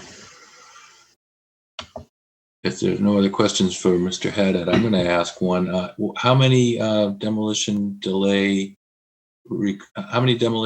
were triggered if 5 were approved? Is that all of them? Well, that's the only time we get to see them is if they're requesting a waiver. So if someone wants to do a demolition and they're willing to wait the 12 months, they never come before us. I see. But so all 5 of the ones that applied got approved. Was there any that were applied for the waiver and didn't get approved? No. Okay, so you guys are doing pretty effective. I will have to comment that the new policy of the expediting the administrative approvals, I find very helpful as a builder. And I think the word is out that it's not such a nightmare. So you don't have people trying to sneak jobs, in behind you. So I really think it's working what you're doing. So I appreciate that.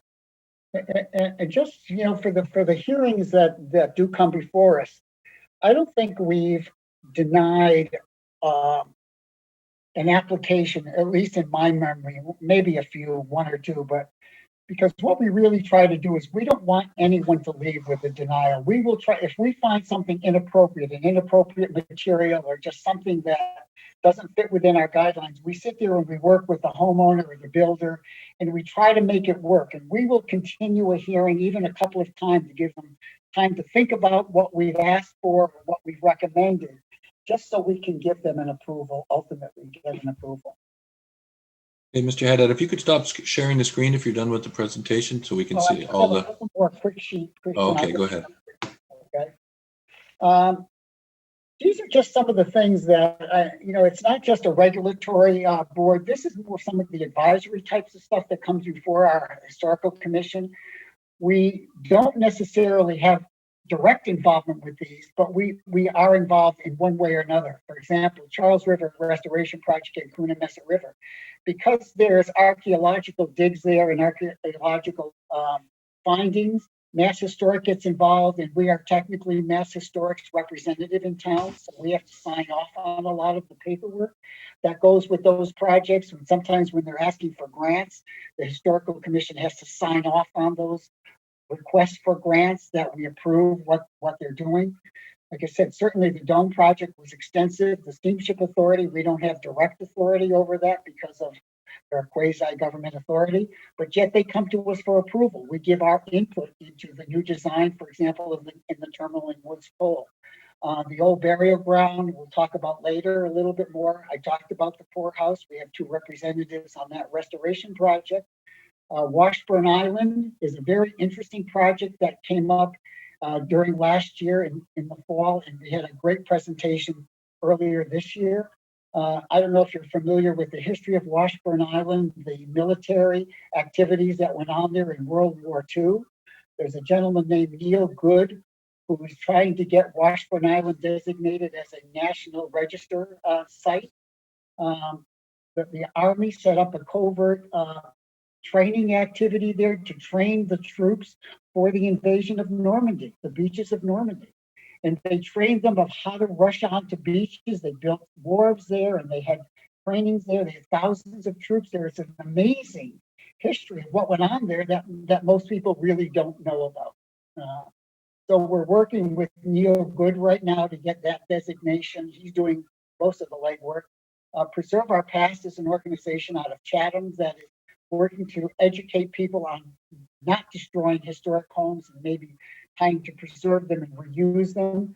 And certainly the CPC, we work very closely with the CPC on their requests for activities. So just to give you some of the other types of things that we have more of an advisory kind of work on. We're not just a regulatory board that does hearings and we do nothing else. If I could, Mr. Haddad, I have a question for you about the, I didn't follow closely the Historic Commission's purview of the Steamship Authority new terminal design. Could you just give me a little brief idea of what was the thinking? Is it acceptable that the building is sort of modern looking because of the environment of industrial activity down there?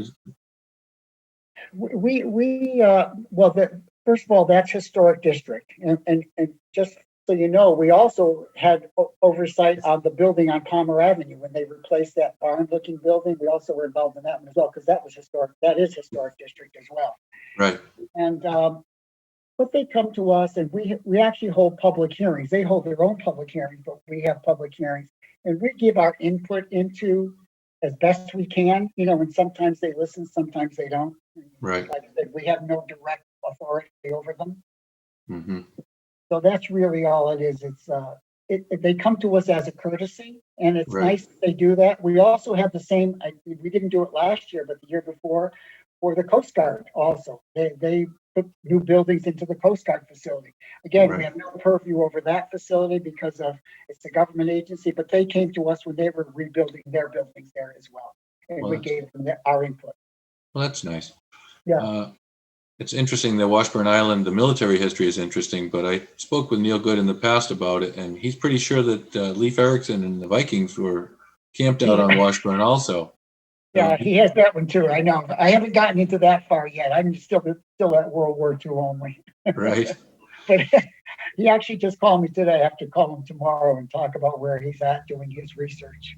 Yeah, he has He's been very- interested in that for quite a long time.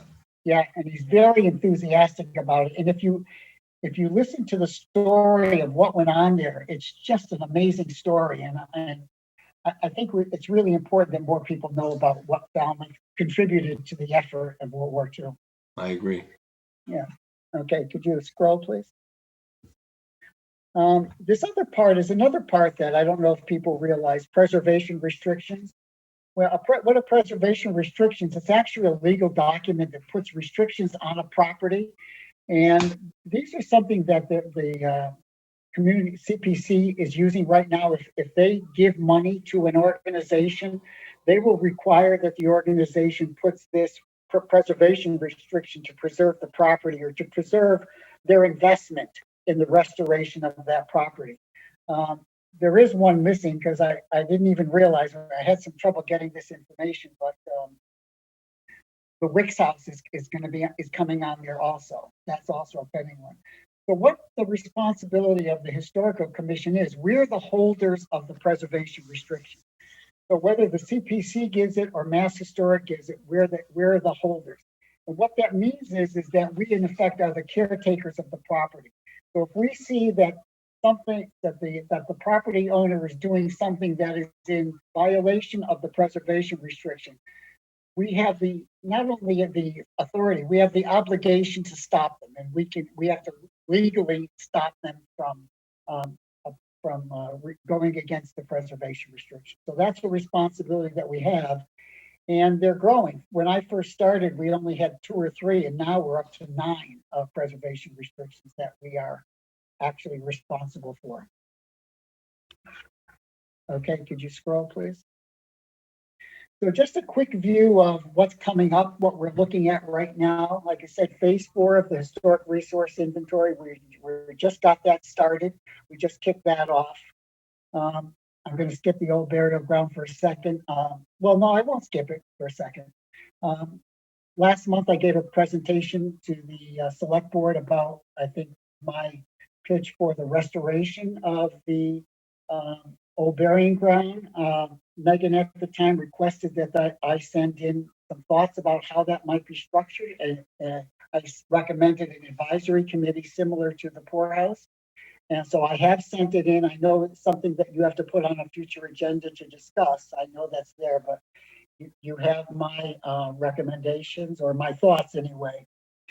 I just want to read one thing. I don't know if you happen to notice, this was very timely, that in the Falmouth Enterprise this week on June 4th, in their Once Upon a Time section, there's an article 75 years ago, June 7, 1946. There was an article in the Enterprise. This is a quote.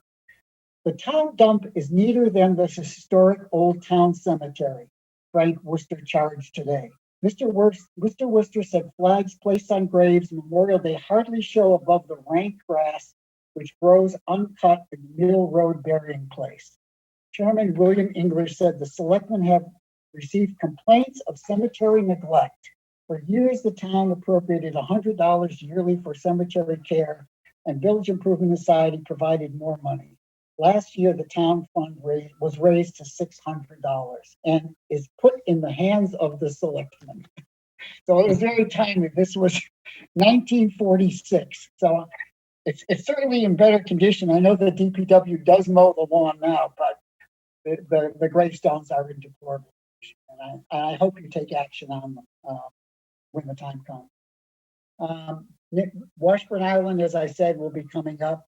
Lawrence Academy building, I've been working with Michael Kasparian to get that building fully restored. I know there's been some patch ups and work done, but that's again one of our oldest historic buildings in town, and it really does need a good restoration. So he's looking at that, and we'll be considering putting in for CPC funds to do that. Historic district markers is something that we just haven't had time to get into, but that's going to be coming up soon. I'm working with the Cape Verdean Club, Dr. Miguel Moniz. I'm actually meeting him this week. And We're going to document the history of the Cape Verdean Club and community in Falmouth, and we're going to attach it to the buildings, the Form Bs that we're doing of their buildings. He's going to provide me more history about the society itself that we would never have been made available. So we're going to work together on that so we can document the history of the Cape Verdean Club and their members. And then the last is a historic structures assessment and flood hazard areas that the Cape Cod Commission is working on. It's something that just came up. They're going to do a study of how historic structures are affected by the flood hazard zones, and they're going to do a study, and we're going to work with them and provide whatever support to get that they need. And that's it. Okay, well, it's very interesting. You guys have been staying busy. Any questions on any of that? Any questions from the board on any of that report? Yes. I have a question, Mr. Haddad. That was great presentation. Thank you. And it's nice to virtually meet you as well. I spoke to the Cape Verdean Club a few months ago, and they were concerned that they might not get historical status because of the records that we had in Falmouth. So would the work you do with Dr. Moniz, would that change their status in Falmouth? Yes, they've identified 4 properties that we're working on. 3 of the properties were on our historical inventory, and we were going to do these Form Bs on. 1 was not, and so I've asked that does get done. But the type of survey that we would do would be more architectural, history of the buildings, that type of thing. We wouldn't necessarily know the history of the organization and the cultural types of things that he's going to provide to us. So it's kind of a unique situation. We're going to be able to meld the 2 together. And I've spoken to Mass Historic about it. They're excited and they're willing to do it. So we're going to move forward. So it's kind of a unique Form B because we're going to add cultural aspects to it as well as the architectural that we normally would do. That's great. Thank you. Yep. Yes, Ms. English-Braga. Just along those lines, also just at the Emerald House, hopefully towards the end of June, they'll be able to, have the opening there. And a lot of the work that Miguel is doing with Barbara Burgo and folks from the Cape Verdean Museum of Cape Cod and some other regional individuals, as well as obviously a lot of folks from town, is going to be pulling together exactly what Ed's talking about, is some of that historical piece that obviously touches on, buildings, but also in the broader context. So it's really exciting that is all coming together at one time to really take a look at both, structures as well as kind of the people that were utilizing the structures. So thank you to you, Ed, and your folks for helping with that. I think it just really raises that, awareness of the importance of some of these. We have so many treasures, small, some of these ones that people don't even know about, these beautiful spaces and buildings that, we aren't aware of the history of them. So this is really exciting. So hopefully when that is done, we can kind of get an update on that. My favorite headstone. I just wanted to thank you for reading that quote from Bill English, which is my great grandfather. So I guess everything old is new. We're having the same conversation that he had a long time ago. So I guess it's time to get that done. You're carrying on the family tradition, aren't you? Let's hope so. Let's hope so soon. Yeah. Thank you. He did it for a long time. That old burying ground, my favorite headstone in there, it says, "I told you I was sick." Have you seen that one? Funny. Okay, well, thank you so much, Mr. Haddad. I appreciate it. Thank you all. Thank you for your time. All right, so it's 8:45, and I wonder if it would be okay now to go to that transportation report, if we could. We'll try to keep it brief. It's a huge item, but we've had it for quite a long time now. I hope everyone's had a chance to read the whole thing. It's very long, and I hope we're not going to go into the whole thing. I'd like to just highlight the important elements of it and make the public aware of it, and then we'll make sure. I think, Mr. Suso, is this already posted on the website now?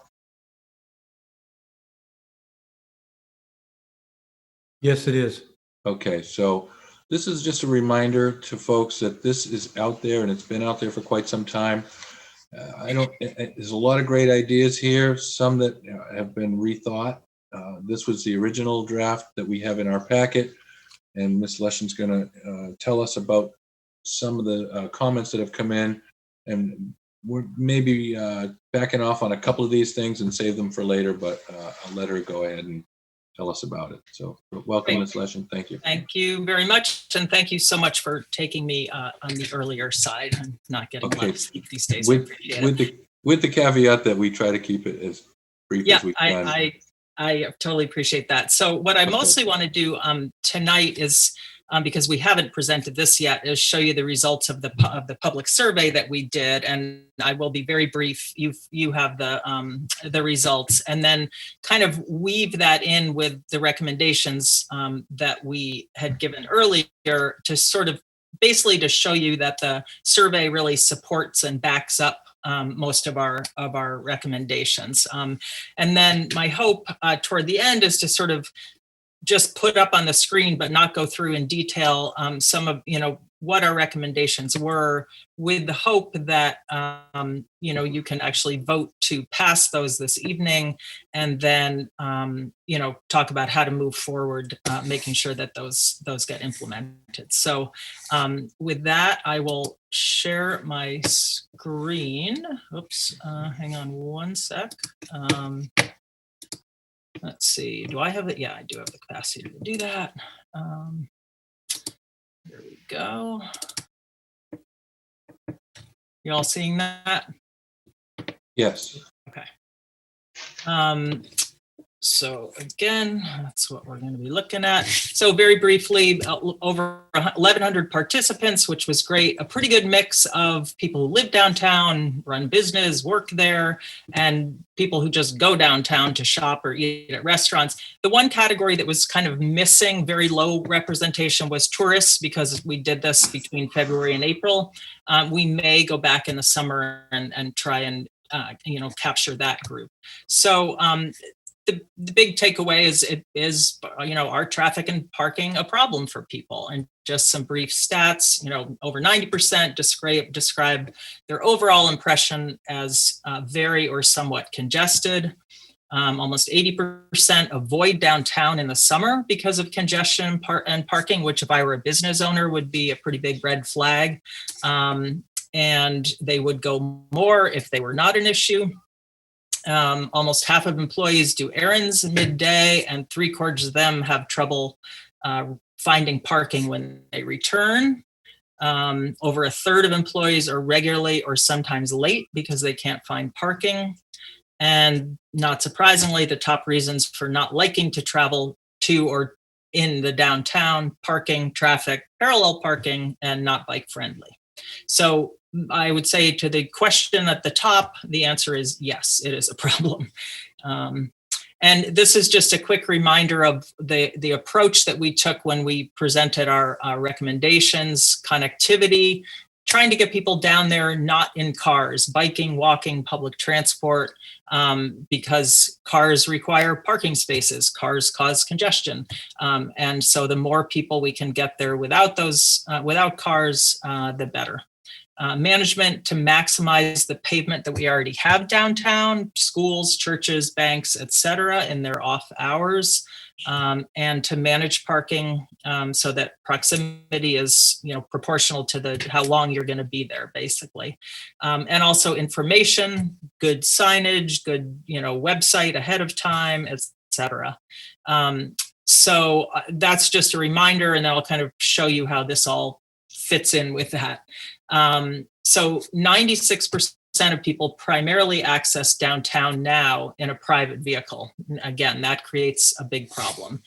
So that just kind of confirms that we need to really work on those other means of access. Currently, it takes, again, 38% take 5 to 10 minutes to find parking. A little over 10% take more than 10 minutes to find parking. In terms of how far you have to walk once you have parked, it ranged, the bulk is sort of 5 minutes up to 5 minutes, with a few having to walk more than 10 minutes. In terms of people's willingness, 27% very or somewhat likely to park 5 to 10 minutes away if there's a free shuttle. 37% very or somewhat likely to ride a bike if there were separated bike lanes. And I'll kind of reiterate this, but that's 65%. I mean, I'm sure there's some overlap in there, but up to 65% of people who are willing to get downtown without a private car if we provide the means. That is a huge, that's a big number.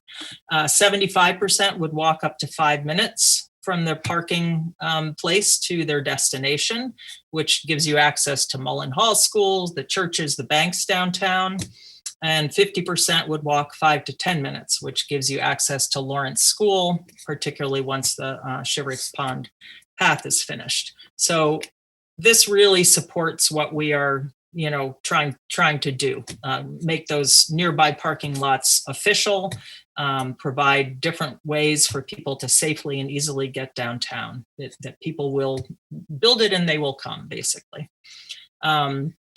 There was no appetite for paid parking. That was very clear. And a number of people said that they would go elsewhere if we made them park.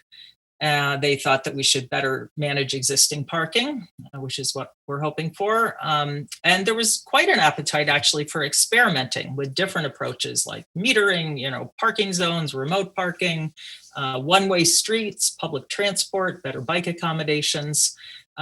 So I think really a willingness to try things. Let's try it this year. If we hate it, we can go back, but don't just say no because change is scary, I think was a pretty big message.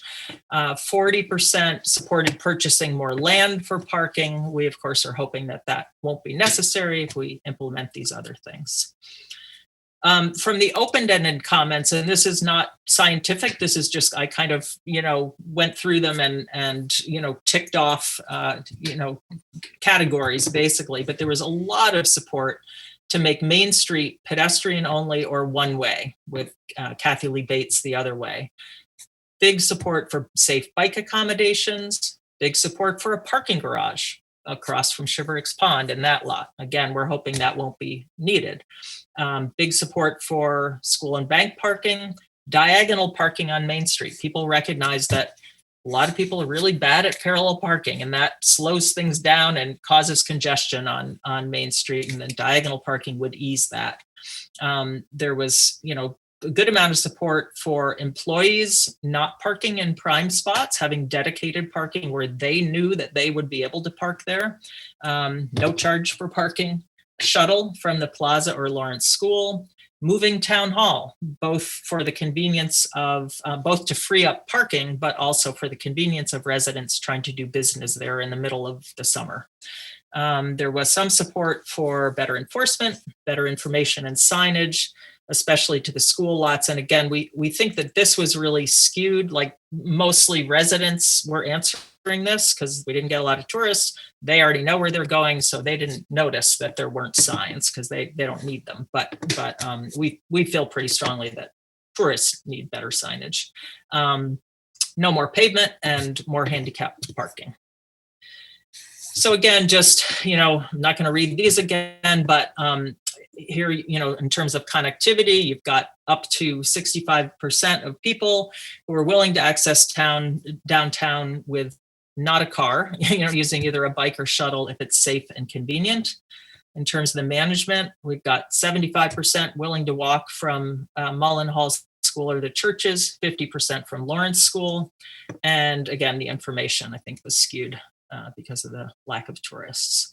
So these, again, I'm not going to go through reading all of these, but and just to note that we took out the recommendations that we had in the original report about deliveries for now, because the survey results really showed no pattern at all about deliveries that would make kind of an obvious answer at this point. People were getting deliveries all during the day, and in all different places and different size trucks. And so we want to sort of put that recommendation on hold for now. I put that one aside. And I think I've kind of regrouped these a little bit than how they were in that report. But it's basically the, and then the other thing that we realize in terms of the signage is there's kind of two categories of signage. One could be done immediately. where you put up more, the DPW puts up some more P signs, to point to the existing lots in town, which, as we showed in the earlier presentation, there really are none now. Things like that could be done immediately. But then there's another whole category of signage, kind of the wayfinding, aim more at tourists, like maybe on the bike path saying, a 5-minute ride to great restaurants and shops, or, a 2-minute walk to blah, blah, the library. And that is going to require more thought, more design, more really consideration. And we're a little bit looking for your guidance on that, but our thought was to kind of create a subcommittee that would have, potentially sign committee people, some of us, maybe bike committee people, and have input from the public to really think about that and kind of aim later for that, but to definitely start that process now. So those were kind of the two big shifts from what you had in front of you that you've already read, that's in the original report. But it's basically this zonation concept that we presented last time, where you have different time of parking allowed depending on how far you are from downtown. That realistically, to get that going for this summer, I'm not sure. That's up to you. But the designating the nearby lots, the schools, the churches, that we see no reason why we can't get started on that right away. If you can sort of give us the authority, or however that needs to happen, to talk to the school committee, to talk, to the churches and banks, et cetera, then we can get going on making that happen ASAP, so that can be in place for the summer, and then to hopefully work with the DPW to get signs with clear hours and so forth made for those. These other ones, again, we'd love to have you vote on and approve tonight, and then we can sort of do them as needed, and also to have you designate kind of a point person for us to go to and say, hey, what's happening in that? Have you been able to talk to the chief of police or the director of the DPW or whatever, so that we can really keep it moving. In terms of the connectivity, the crossing at Kathy Lee Bates for bikers coming from the bike path, that is, we recognize, a very long process. So we'd like to start, last year, whoops. So let's get that going right away. We know that can be a lengthy process. There's no reason not to start now. And also, just as a reminder to the DPW, they know this, but a reminder in general that any streets that are connecting to the downtown should be utilizing the complete streets concepts of, making accommodations for all users, not just cars. Again, the P signs, let's get that going right away. This is the other sign process I talked about. And then some of these other things, again, kind of the second tier, if you will, but again, to get going on them. And then same with these. So that is, I will stop sharing the screen. So that I sort of raced through that, but good job.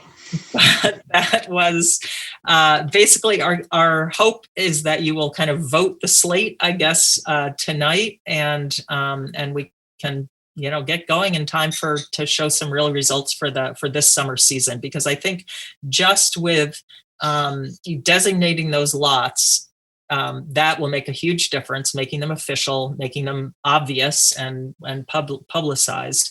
That'll make just that alone will make a big difference. So. And before I open it up for questions, I just want to say that if we do decide to vote this tonight, which I'm not saying we have to, we can consider it. If we're not ready, we won't. But if we do, bear in mind that some of these things, as Allison pointed out, like the P for parking signs, that's probably an easy one. Some can be done probably this year. Some probably should maybe worked in next year. So we're not voting that this is all going to be done right away if we do decide to vote. So I just want to put that out there. And I'll welcome questions from board members now. Yes, Ms. Anjali. Thank you, Allison. I had a question about the one-way street and the potential feasibility of actually making Main Street a one-way street and Catherine Lee Bates stay as two directions or to the opposite of whatever Main Street is. So if we were to make Main Street one way, would we have room for diagonal parking and or a bike lane instead of having what we have now?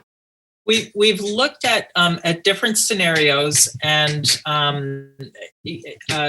yes and no, I guess is the question, and that's why that in particular is not one of our recommendations right now, is because we think that is going to require a lot more study, engineering, discussions with the emergency services folks, which we've had preliminary ones of, but we weren't ready to kind of put that out there yet.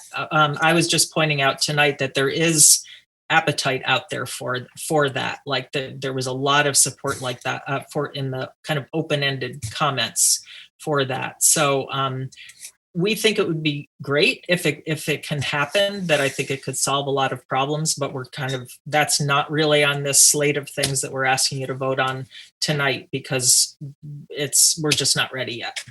Okay, thank you. Yeah. Mm-hmm. Any other questions from the board? Yes, Megan? Not a question, but a comment. I mean, I guess, I think being realistic, what makes sense to me for this summer is to do what we've kind of talked about. And again, I don't know if there's another step where we have to speak to the school department first, but, utilizing and creating some signage and some information about utilizing those, more officially utilizing the lots for Mullen Hall and Lawrence. And I don't know what the steps are. I mean, I don't think we would do anything like that until we have discussions with the school department. It is their property, but, really being able to direct folks. I do think that the enforcement on Main Street, I mean, I was reading through the original draft that we got, and we have officers that are on Main Street for the turnover. That's not really the problem. Isn't that turnover isn't happening on Main Street, because actually that's enforced pretty well, and we get those statistics from the chief. The problem is there's just not a lot of parking on Main Street to begin with. That's the bigger issue. So we've spent a lot of time talking with the businesses, the chamber about, setting that 3-hour limit and what that means. And that's something that's, I think, generally worked for the businesses there. I think the bigger piece is that it's just, you have a finite number of parking spots. And so we need to be able to direct folks. And so I think realistically, looking at Lawrence School, looking at Mullen Hall, and those are that's kind of the low hanging fruit. I think for, this upcoming season, as long as that's something that the school committee is in favor and open to. Mr. Suso, do we already have an agreement with the school committee to allow the use of those lots during non-school seasonal time? We do have an understanding with the school committee, and they have allowed us to do that.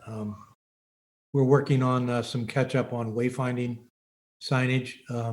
So I don't anticipate a significant problem in the event that the board would prefer to have a written agreement, but we've had an operational agreement with them ongoing, and it's worked well. And I noticed that there is a parking sign at the end of Library Lane there on the corner of Main Street, near where Shore Street comes out. And that, I think, is directing people over to Mullen Hall School. Is that correct? Yes, it is correct. Okay. So the committee is suggesting some more of that and expanding the wayfinding. That's probably the number one things that would happen this year. Does everybody feel that? How do people feel about? Do we want to vote on any of these things tonight, or do you feel like it's something we should push to the next meeting? Can we put the recommendations back on the screen? Because I know one of them might have been different. Sure. Okay. Thank you. Certainly the wayfaring signs make a lot of sense, and that's pretty straightforward to do. For some reason that went away. Probably that first short list that's at the beginning of the presentation.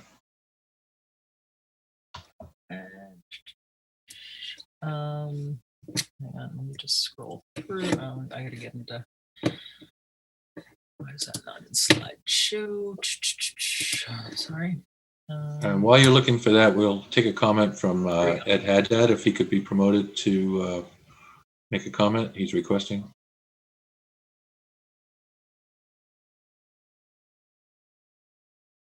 Well, here we go. We'll let Ed speak in a minute.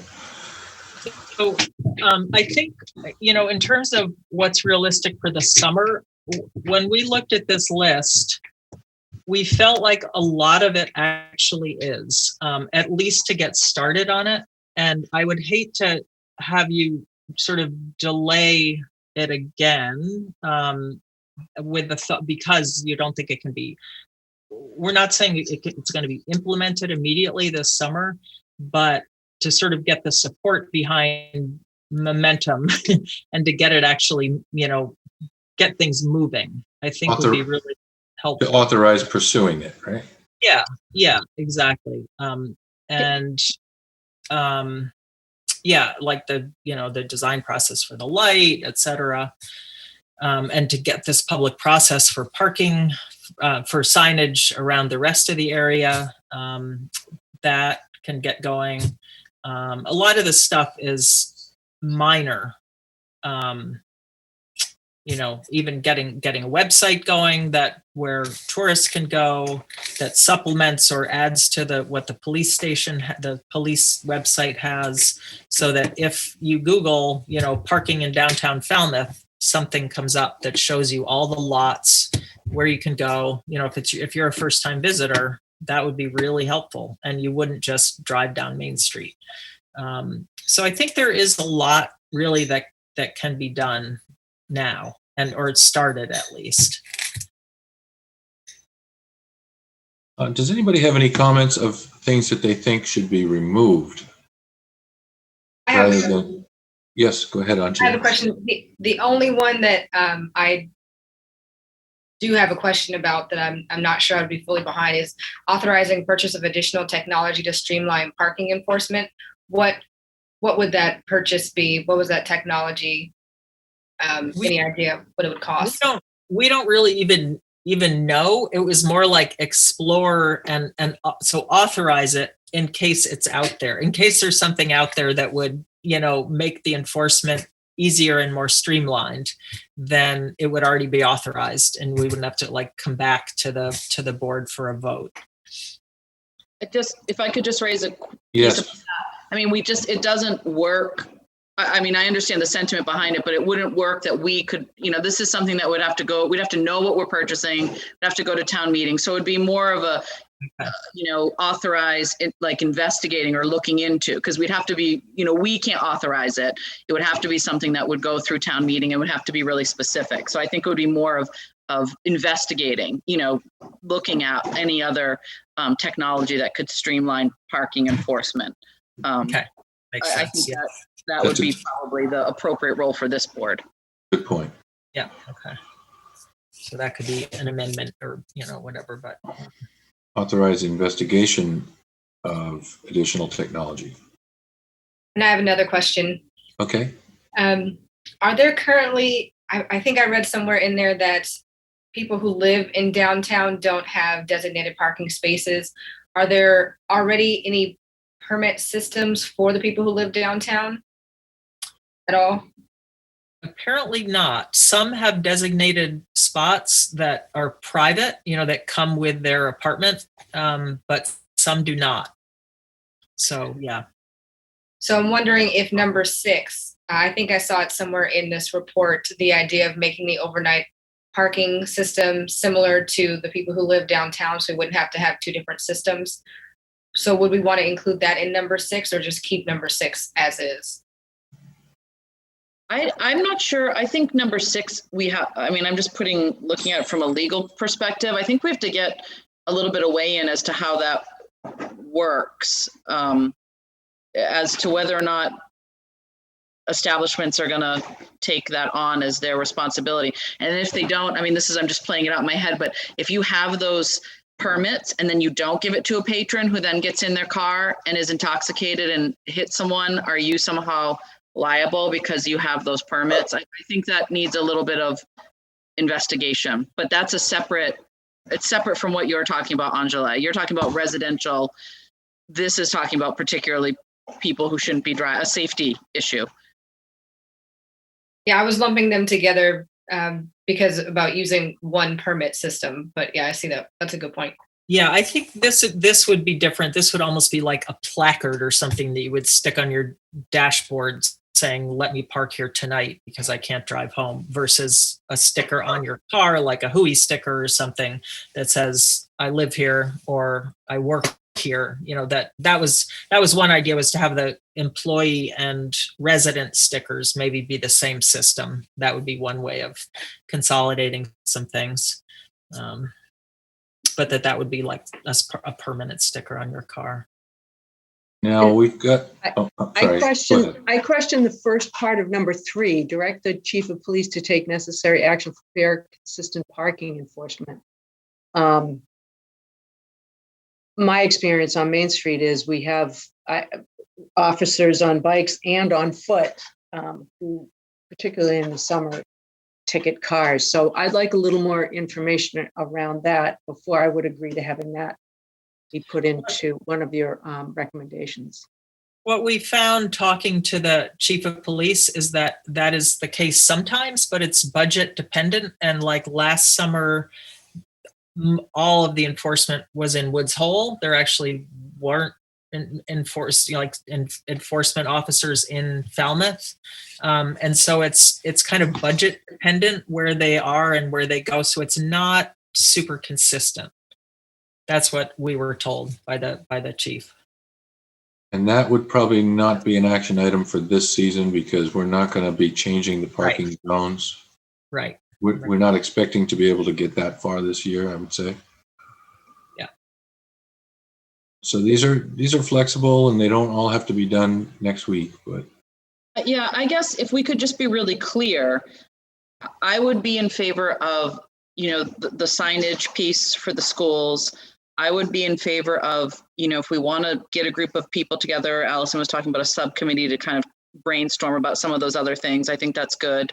I think I would be in favor of getting that group of people together. It's going to include folks from Business Association. It's going to include folks from the chamber to talk a little bit about, employee parking, which always is a struggle. It's a struggle in Woods Hole. It's a struggle on Main Street.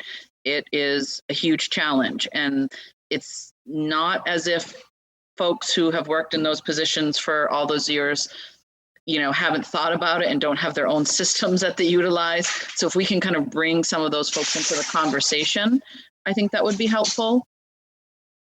So just to be clear, we avoided that as well because we knew that was like a huge issue that would need a whole separate, large amount of discussion. So the only way that we sort of handled that was in the zones. We talked about having employee stickers, which would give them more parking rights than other people. In other words, they could park there all day if they had an employee sticker versus 2 hours or whatever for anybody else. So we did not take on saying, employees cannot park in town hall lot or they can't park in this lot, because we recognize that involves discussions with the union and the business association, et cetera, that you mentioned. So in terms of this document, all we do with employees is say, it would be great to give them stickers along with residents so that they have more rights to park in lots, for longer periods of time. But I think you could be creative. I mean, Woods Hole, they've carved out spots for the Steamship Authority and restaurants get, the Restaurant Association gets a certain number of permits. I mean, you could be creative about, say you utilize Mullen Hall, or maybe it's the Lawrence School, but, you have a certain number of permits that each restaurant gets so that they have just a sense of being able to plan. I mean, I do think that we don't have to take on a requirement that says you must only, but if restaurants, they want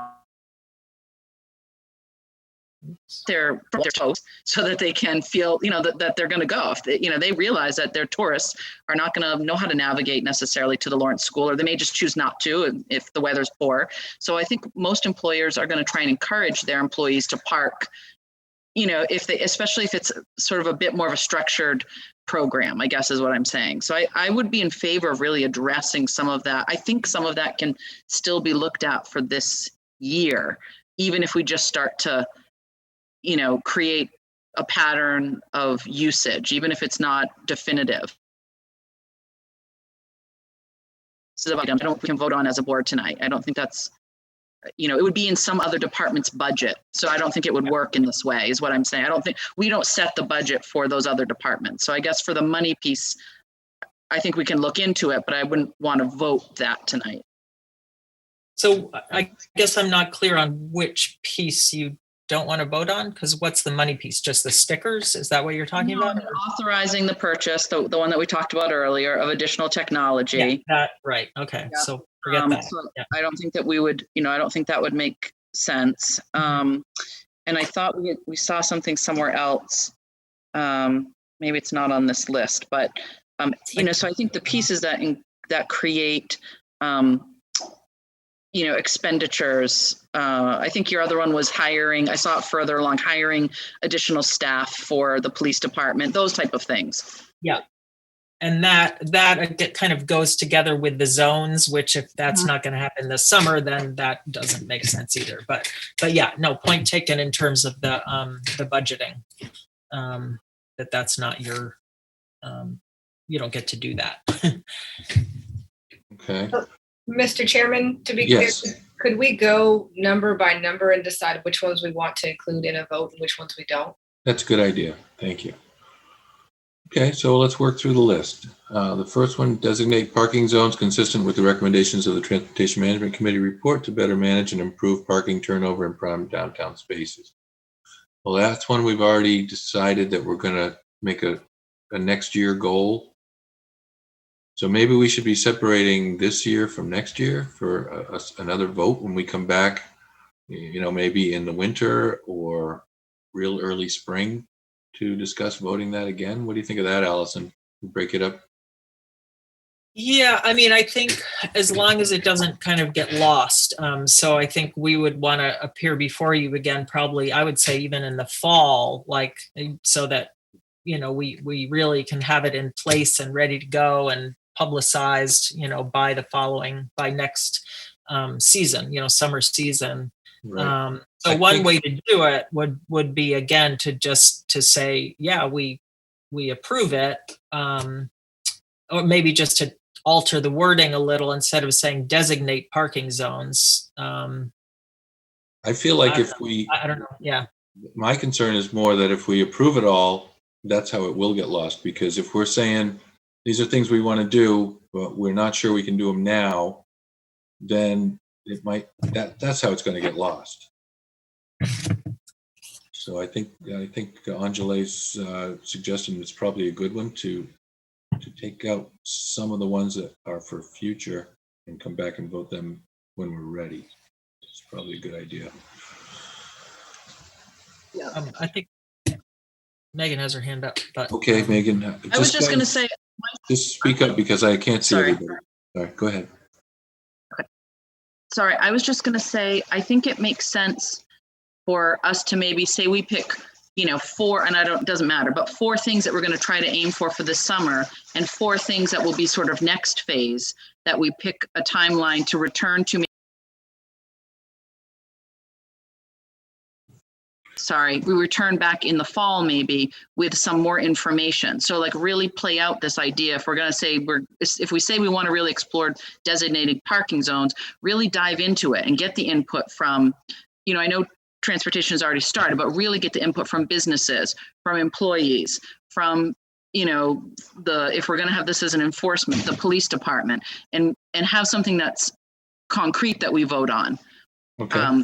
So maybe pick a few things that we know we can commit to for this season, and then some other things that we commit to for next phase. So we've got immediate, intermediate, and long term that we actually just, create that list. Okay, that sounds like a good plan. So I think number 1 is something we return to maybe in the fall. That would just be my suggestion, that we get more input. We return to this idea of parking zones. It's not going to happen for the summer. So, return to it in the fall with maybe more information about how those would. Okay. So It's just my suggestion. I agree with that. And I don't know if we need to vote on each of these suggestions, or Allison, will we just go through these, and when people make recommendations, and we'll just kind of come to agreement, and then we'll make them for the fall? Yeah, sure. And then maybe, do you want to vote on the ones that end up, yes, let's do them now? Or do you want to vote on those individually as we go through them? Let's just go through the list and agree to which ones we're going to set aside, and then we'll vote the slate at the end. Okay. All right. I'll keep track. I'll keep notes. Okay. Officially designate nearby parking lots. Formalize the use of school parking areas when school is not in session with Transportation Management Committee facilitation. Engage with churches and other private entities in an attempt to formalize parking agreements. So Mr. Suso says that we do have somewhat of an agreement already with the schools, which is good. We've already got some parking signs there. We can expand on that with a little more clear stuff, but I think it could still be kept in for this year because it's already happening. Yeah. Mr. Chairman, yes, I'd like to add that I've spoken with at least one of the churches in downtown Falmouth who said that they would be definitely open to using their parking, especially for town and other employees. So that I think can definitely be explored this year. Okay. And for instance, the Martha's Vineyard Savings Bank is having their grand opening next week, and we could informally ask them during that event if they would be willing to let restaurants park in their place at night. They would probably agree, and maybe then people from Estia or La Civita could go over there and park if they couldn't find a spot. So that's something that can also be done this summer, and maybe not formally, but I think on a sort of a handshake for this year, and then we can formalize it as we go in the fall. Any more comments on that aspect of it? No, I would just suggest that we try to move forward with number 2. Okay. It's broad enough. It's not totally specific. We can do whatever it is that we can do, and we can work with Transportation Management Committee, with other entities to really just move forward on that. Okay, and I want to keep this up on the board, so board members, please, if you have something, just speak right up and don't wait for me to recognize you because I can't see anybody but the one speaker. Well, I think it's important that we ask Julian to actually come back and tell us what he thinks that his staff can do this summer and then next summer. That's, at this point, you and I are not going to go out there and do this. So our commitment doesn't mean anything if it's not staffed to be implemented. I agree. Well, let's assemble the list that we think might be practical, and then let Mr. Suso comment on it when we get to I think that we are willing to, I think we've had some preliminary conversations with some of these entities as well, and that members of the committee would be willing to have the preliminary discussions. I think we just need, somebody in the town who actually has authority to, whether it's draw up an agreement or however the town is comfortable doing it. But okay.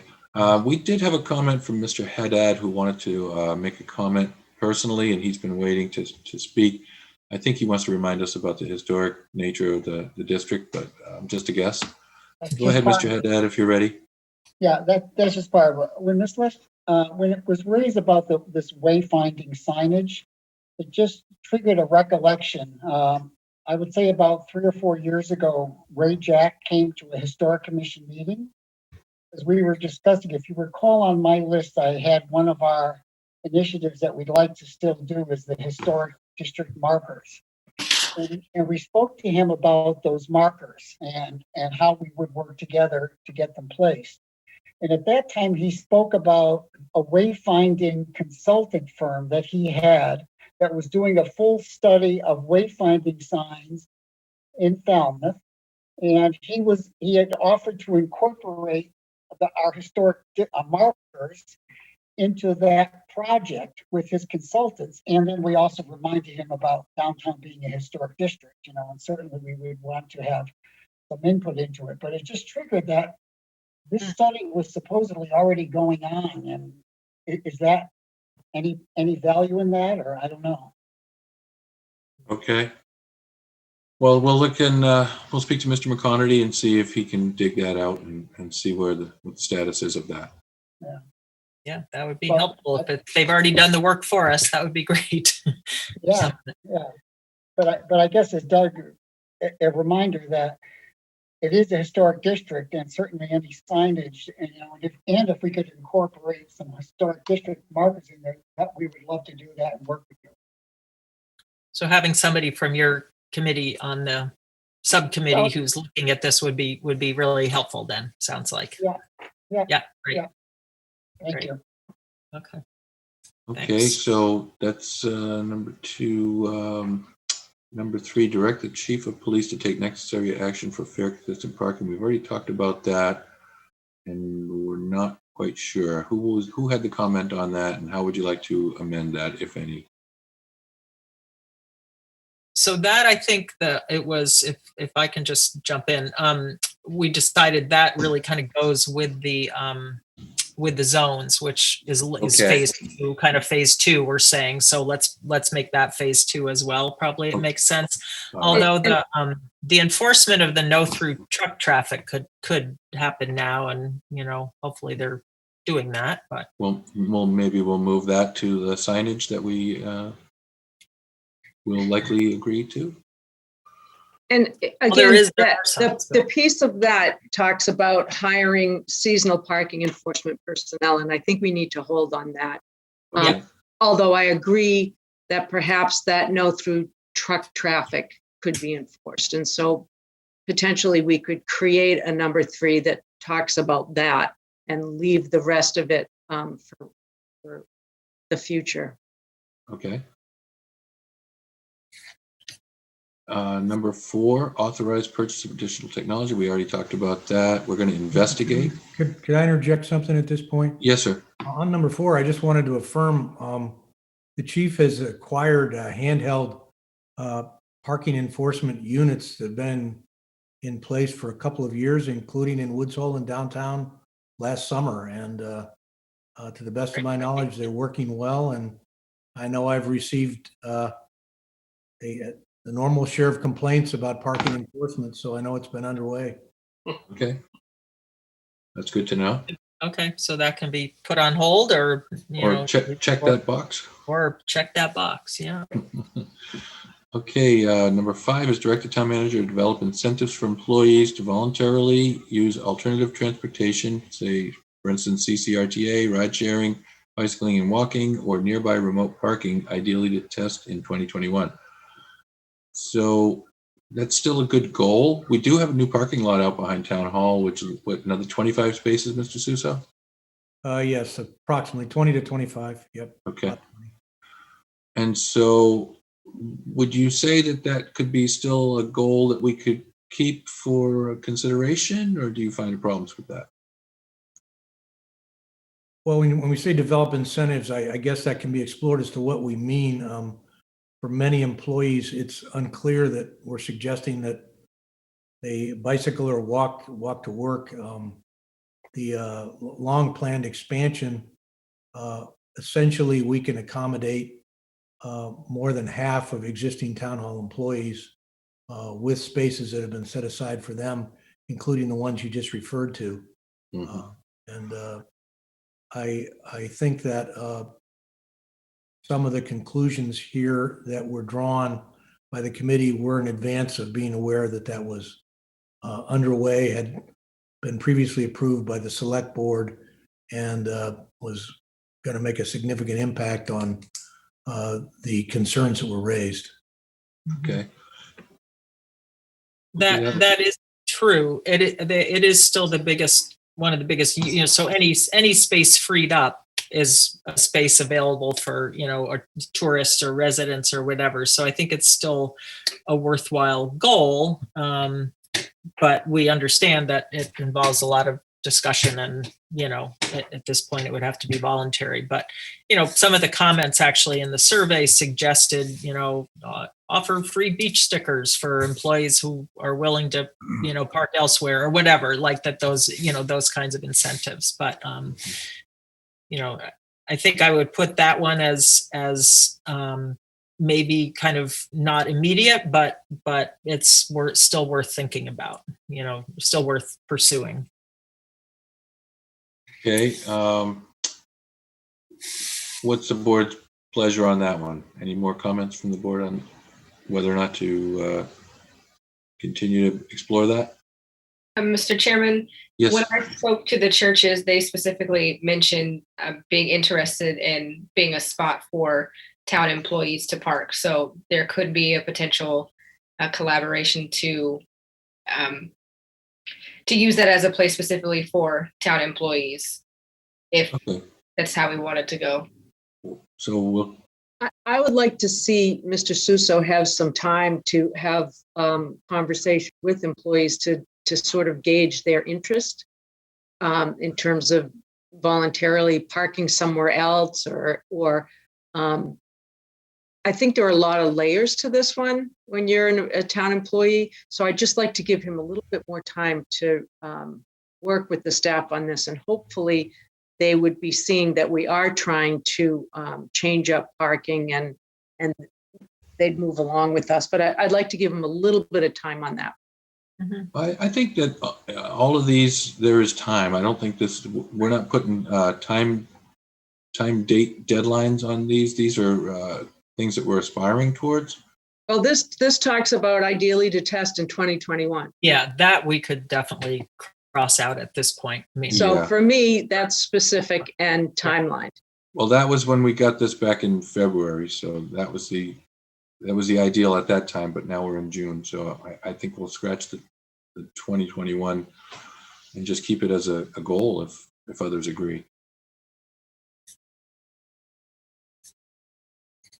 I think just,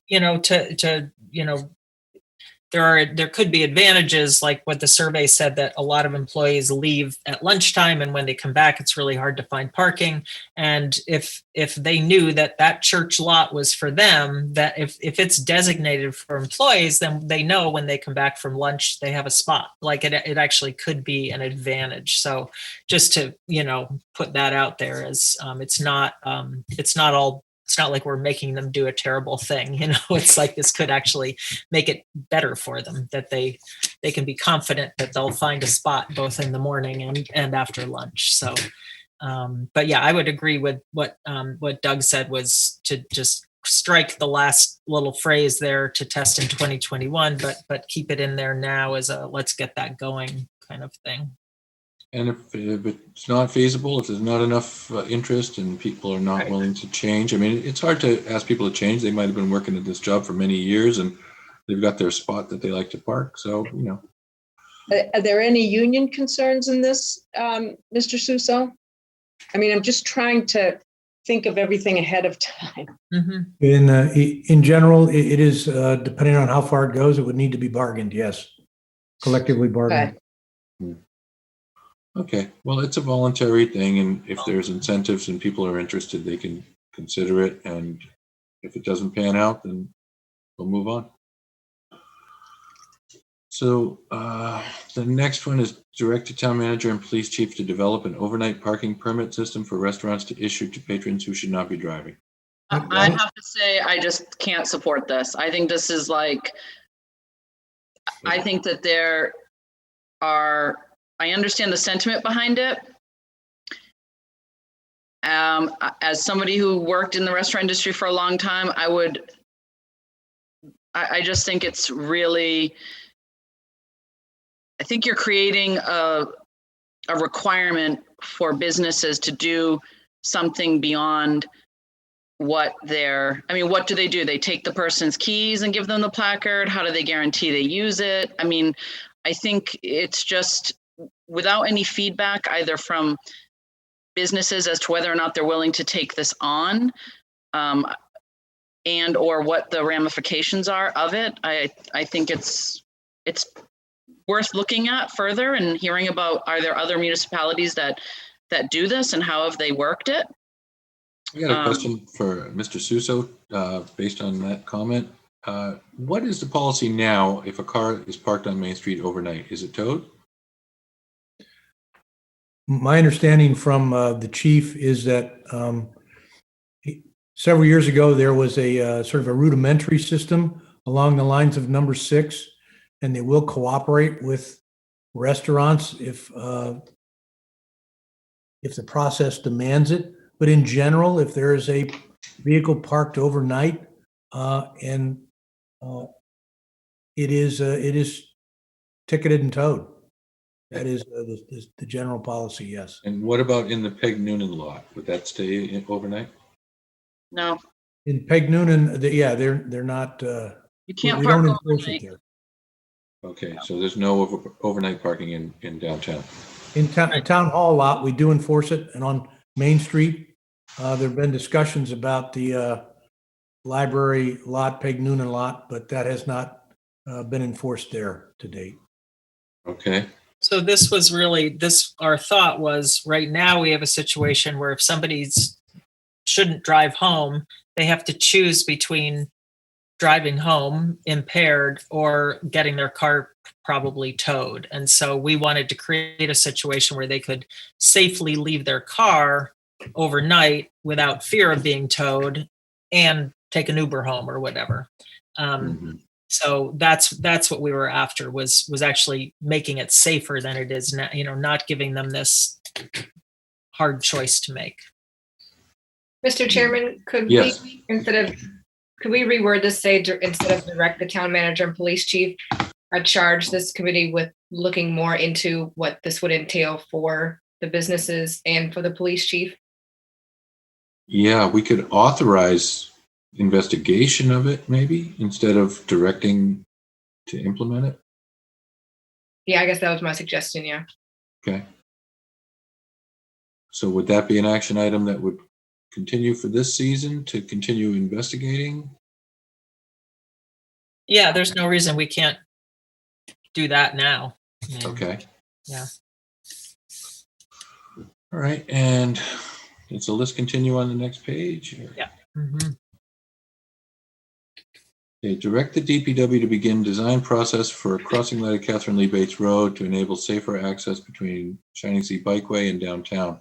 This process involves Mass DOT and can be lengthy. All the more reason to get going now. I have to agree with that. I think it should be a crosswalk there if possible. And well, I mean, there is a crosswalk, right? There's you a want a crossing crosswalk light. that's mostly ignored. So the idea would be to have a flashing light similar to the Locust Street one. Okay. An And activated crossing. Yeah. feedback from the board on that? Mr. Chairman, could I comment? As you and members of the board are aware, Public Works is in the midst of working closely with MassDOT on the highly sophisticated crossing just a bit north of that location. And we're really trying to pull that off, get final approval, and be able to construct that, which may or may not set the template for an alternative location. But I think it's really imperative to get that one that you've already authorized, approved. We work closely with MassDOT. They have the design, get that finalized, constructed, and demonstrate its operation prior to splitting off and working on a second one. Recognizing it's important. I see that some folks may be ignoring that. I observe people with some regularities that do stop there for bicyclists and pedestrians. One of the problems with bicycles crossing on a crosswalk is when, as I think you're probably aware, when the individual does not get off their bicycle, they do not have the right of way. They only have the right of way when they're a pedestrian, and there are a large number of cyclists that don't get off their bicycles, and that creates some confusion potentially. Mr. Yes, go ahead. Could you say again where that other crosswalk is that we're currently working on? Yeah, it's to a Goodwill Park. Okay, yes, thank you. Yeah, it's further north, right in the area of Goodwill Park, and something that we worked on for, 5 to 10 years with a number of entities, including the Bikeways Committee and many others. And MassDOT's finally, with the board's, select board's leadership, agreed to proceed with the design. So we're very excited about finally coming to closure on that. But we wouldn't necessarily have to stop working on that just to put this next in line. Correct. We would not, but it is a different design.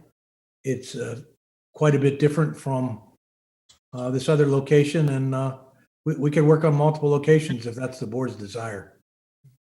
Mr. Suso, are you suggesting that we wait and see what the design looks like over at Goodwill and see if maybe that's what we want to implement here at this location? That's exactly my suggestion, yes, because it is going to be much more sophisticated, also a more expensive solution, but more considerably safer than what we have further down on Palmer Avenue. So we don't have that design in hand yet?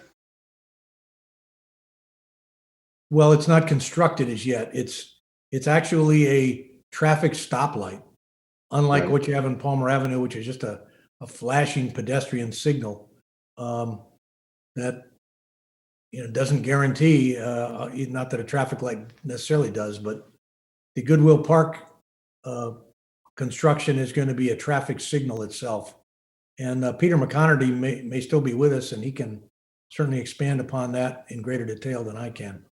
Well, I think that if that turns out to be the model for that stretch of road, it would certainly be appropriate to consider it here. But I don't see why adopting this as a goal or a next directive would be a hindrance to the ongoing project that we have. Well, it's just, it says direct the DPW to begin the design process. So this is going to set the work program for Public Works with the voted action tonight. Okay. Maybe we change the word design to the discussion process or something, something less, whatever. But maybe direct the DPW to begin investigating potential options for a crossing light at Catherine Lee Bates Road. Why don't you direct them to propose a crossing light? Or propose safety measures for crossing. I mean, it may not be a light. I mean, I think they know better than we do. Okay. So if we're asking for them to give us some proposals, I think that's what we're looking for, right? For improved safety for crossing. Right. Well, they're specifically saying a crossing light, and we have a crosswalk there now, which I agree with both comments. Some drivers stop and some don't. Right. A lot of drivers have been ignoring crosswalks around town lately. Yeah. Well, I just drove 6A through Barnstable Village, and they have some raised crossings. That slows you down. Yeah. Yeah. They've got those in Marston's Mills as well on Route 149. I mean, I'm fine with, I think it was Doug's wording of begin investigating safety measures, or maybe it was a combination of people's, for that crossing, for enhanced safety measures or something, because I use that crossing every day and I can tell you maybe 20% of people stop. So something's needed, and I get off my bike. So I am a pedestrian. I agree. I'm down that stretch of road a lot, and I see a lot of people just drive right past, even if they're off their bikes, even if they're just walking and standing there waiting, and they just drive right by. So I have seen a lot of that. And it's such a key connection for this whole, process of enabling more people to get downtown on their bike, that without this link, that's just not possible. There's 100,000 people a year that use that bike path. And, if we can get them across the street safely, then they can be patronizing our downtown businesses. And if we don't do that, then they won't. So I think there's a lot at stake with this. And I would not advocate delaying until the other one is, certainly not till the other one is constructed. So, I mean, Okay. what about the wording of direct the DPW to begin investigating enhanced safety measures for the Kathy Lee Bates crossing, or whatever the rest of it is, or, yeah, between the bikeway and downtown. Would that satisfy the concern, Mr. Sousa? Well, we have Mr. McConerty as a, as an attendee. It might be Okay. appropriate to bring him in and That sounds good. ask if he would comment.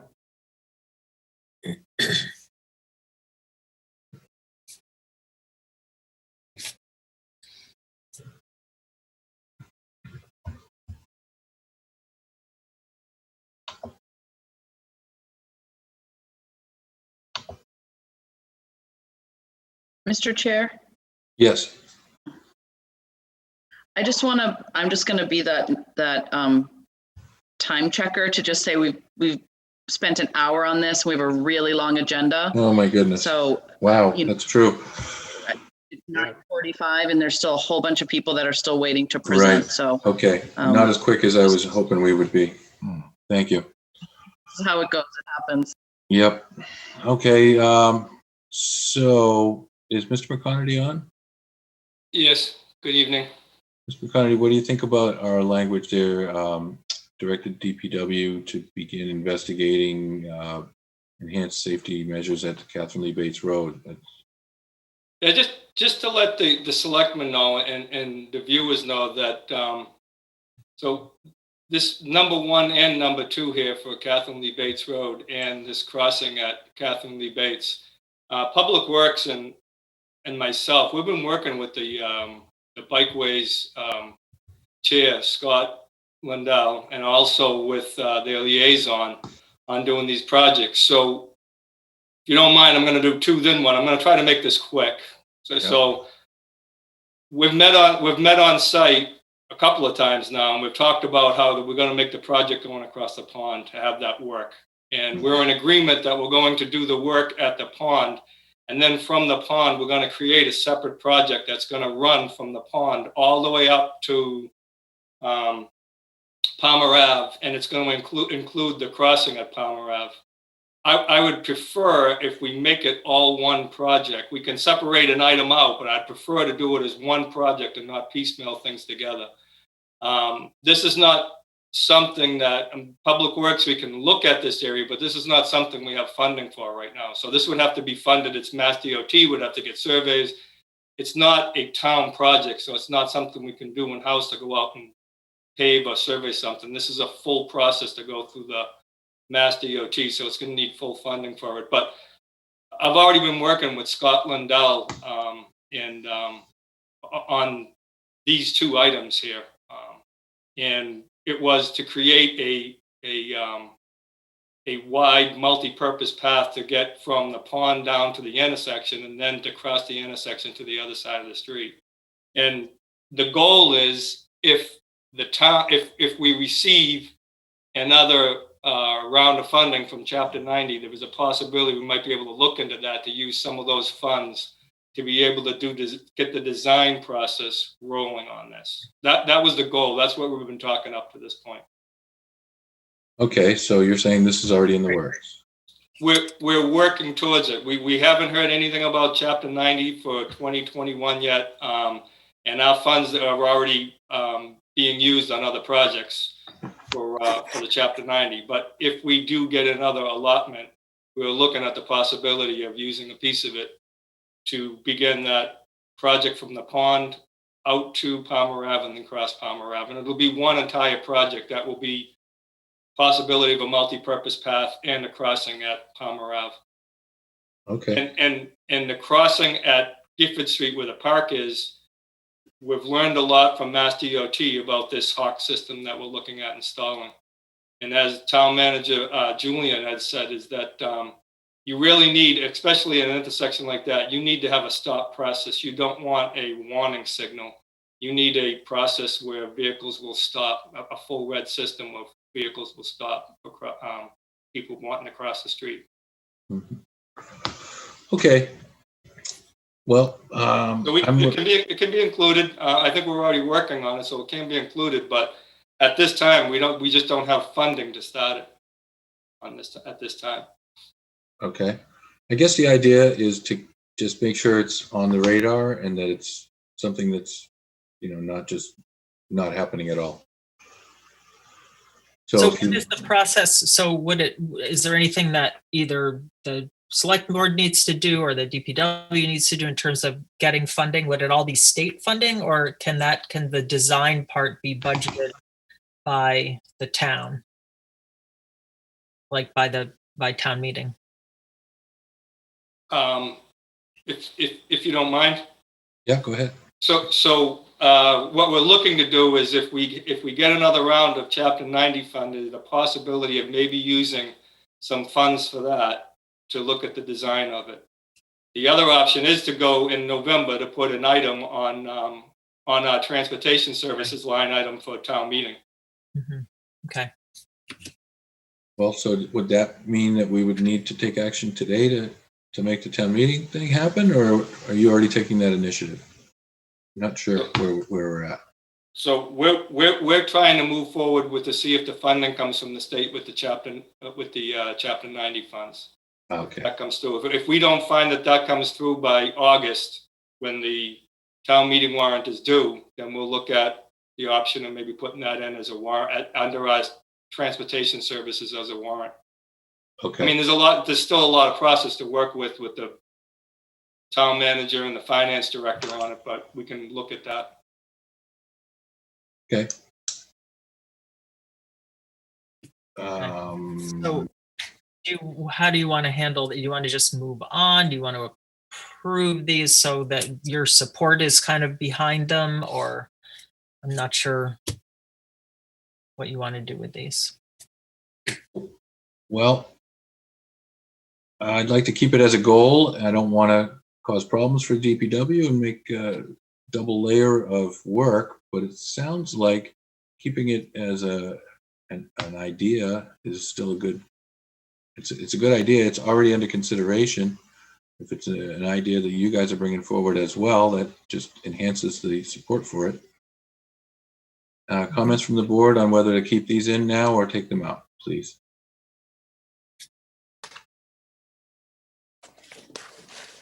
Anybody have an opinion?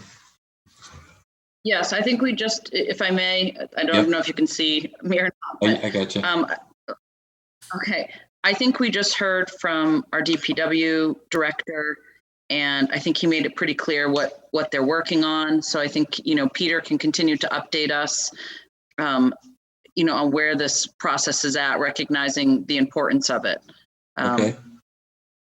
So let's go back to our list. Let's go back to the list that we did previously and finalize I think that. then there's the signage, which again, I don't think we need to go through every one of these. I think the general sort of, if we can get the peace signs out there now and then begin this public process, I think that's the main. I think a lot of these other things really can fall under that. Or they're just like the bike racks, the bike committee works on that. I think that this other committee could sort of take care of a lot of these other things just to try and streamline this right now. Just sort of take numbers 1 and 2. Okay. That would be my suggestion. I agree with that. And so I would entertain a motion to vote those first 2 items to get a little something moving for this summer, if people are ready to consider that. Is there a motion? Yep, so move. Okay, is there a second? Scott Price, second. Okay, so we're going to vote the first 2 items, and then we're going to come back in the fall and revisit the rest and see what we can do for next year. So I'll take a roll call vote on these 2. And Ms. Scott Price? Scott Price, aye. And Ms. English Braga? English Braga, aye. And Mr. Patterson? Patterson, aye. Ms. Taylor? Taylor, aye. And Brown, aye. Thank you, Allison, for coming in. So Doug, sorry, but these we talked about, but we didn't, so we sort of made notes of, but you didn't vote on them. So if we can just, so it was number 2, number 5, but scratch the 2021. And That's right. Number 6 becomes authorize the investigation of. And So Megan, I think, was not supportive of that one. Even with that. I mean, we can look, I don't care if we look into it. I'm just saying I see even just preliminarily lots of challenges, but I'm not saying we don't look into it. I mean, maybe there's something that other municipalities do. Okay. So we'll keep that as an investigation for possibilities. Right. So number 2, that's the official designate, kind of giving us, authority, if you will, to talk to these other groups, and maybe together with is it with Mr. Suso that we would kind of make that official, and so that there's that one, and then number 5, but without the 2021, and then. And number 6 is investigation of an overnight parking system, blah, blah, blah. Okay, that sounds reasonable. Does anybody want to make a motion to approve those 3 as amended? Scott Price, motion to approve. Could we approve them separately, please? All right. Sorry. So let's go back to number 2. That was officially designate nearby parking lots, formalize the use of school parking areas when school is not in session with TMC facilitation, engage with churches and other private entities in an attempt to formalize parking agreements. So moved. Okay, and is there a second? Scott Price, second. Thank you. And all those in favor, Ms. Taylor? Taylor, aye. Ms. Scott Price? Scott Price, aye. Ms. English Braga? English Braga, aye. And Mr. Patterson? Patterson, aye. And Brown, aye. And next was number 5. Direct the town manager to investigate. I don't think, are we going to? Investigate incentives for employees to voluntarily use alternative transportation, ride sharing, bicycling, walking, or nearby remote parking, period. Okay, right. Is there a motion to approve that? Scott Price, motion to approve. Is there a second? Yep, I'll second. English Braga. Okay, all those in favor, Ms. English Braga? English Braga, aye. Ms. Scott Price? Scott Price, aye. Ms. Taylor? Taylor, no. Okay, Mr. Patterson? Patterson, aye. And Brown, aye. And the last one is number 6, direct the town manager and police chief to develop an overnight parking permit system. We're going to change that to say investigate potential overnight parking. Yes, ma'am. Go ahead.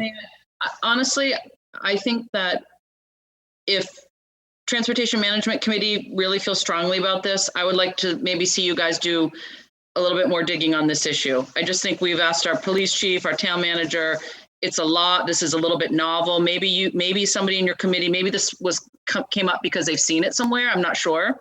So maybe there could be a little bit of digging. So I would love to see maybe TMC come back and say, here's what we found or something. So, maybe we just leave that as something you guys bring back to us in the fall. Table that one. Yeah. Okay. Okay then. All right. Yeah. So I think that's it for this for now. Okay. Thank you very much. Thank you, Allison. Yeah. Thank you. Very informative. Appreciate it.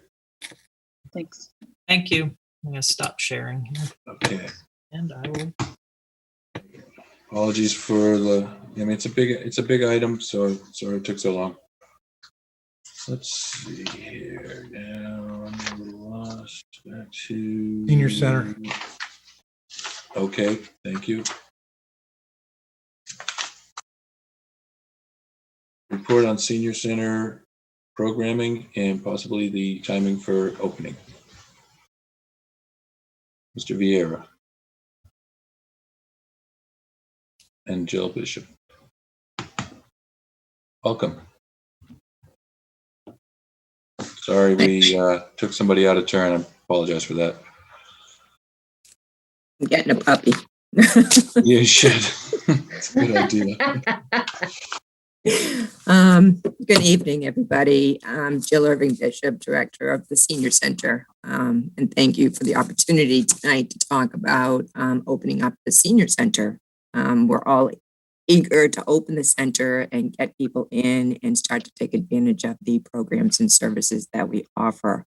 We have not operated within this facility, and it's not just about unlocking the doors, but more so having a responsible plan in place and being prepared to open for the community.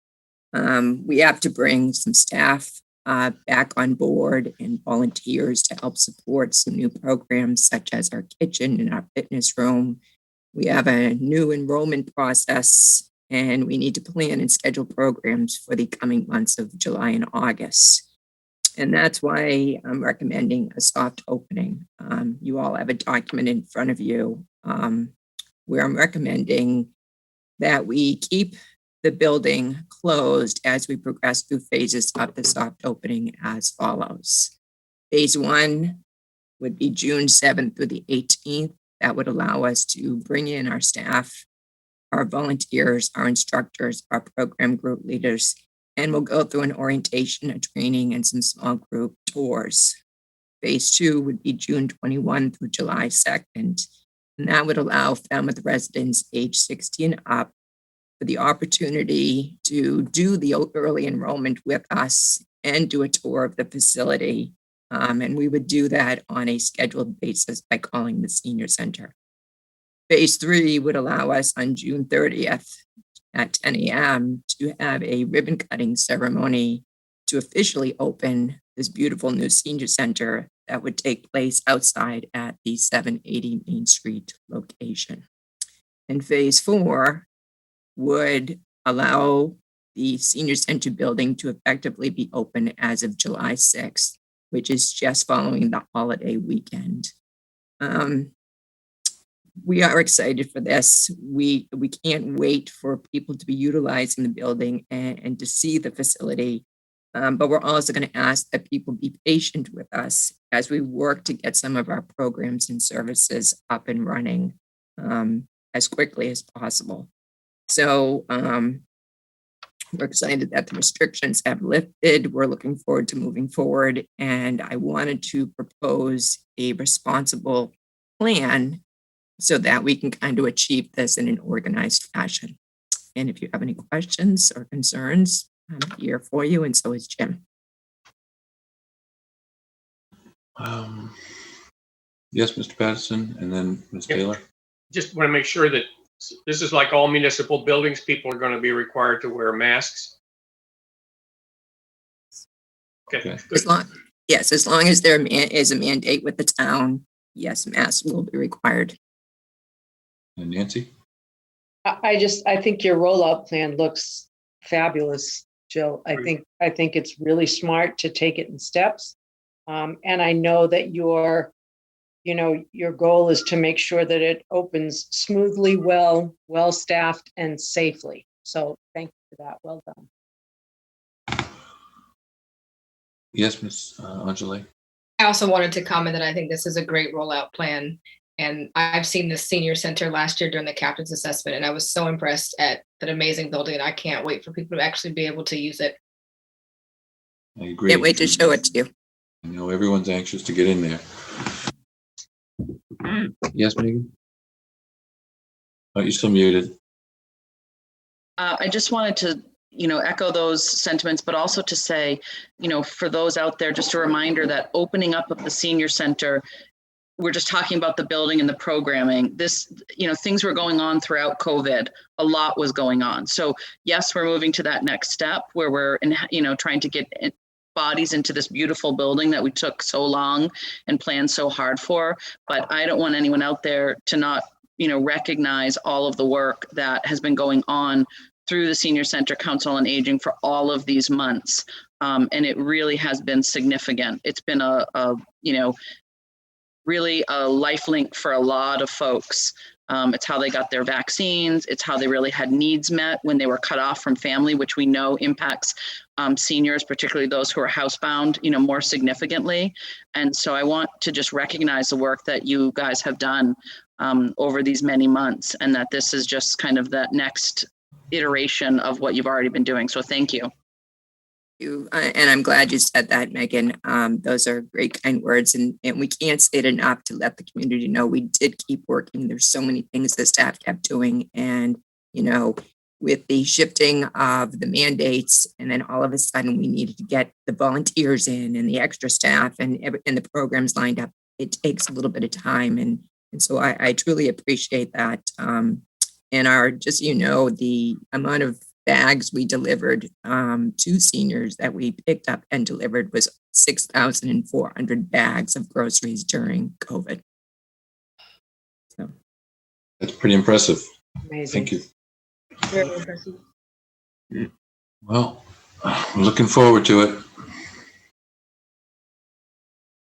Anything else you want to share with us? I think if we're good with this plan, we'll be putting out a press release and we will talk further about the official ribbon cutting ceremony. Excellent. Okay. Thank you so much. Good We'll luck. see you then. Thank you. Okay. Thanks, Jill. Jim. Next, we're going to hear from Matt Patrick on a discussion on stormwater and I don't know, not just Wacoit Bay, I imagine, but everywhere.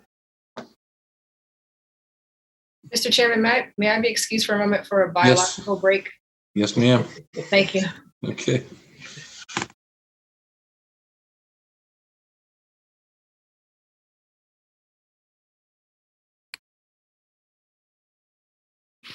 Hello, everybody. Can you hear me?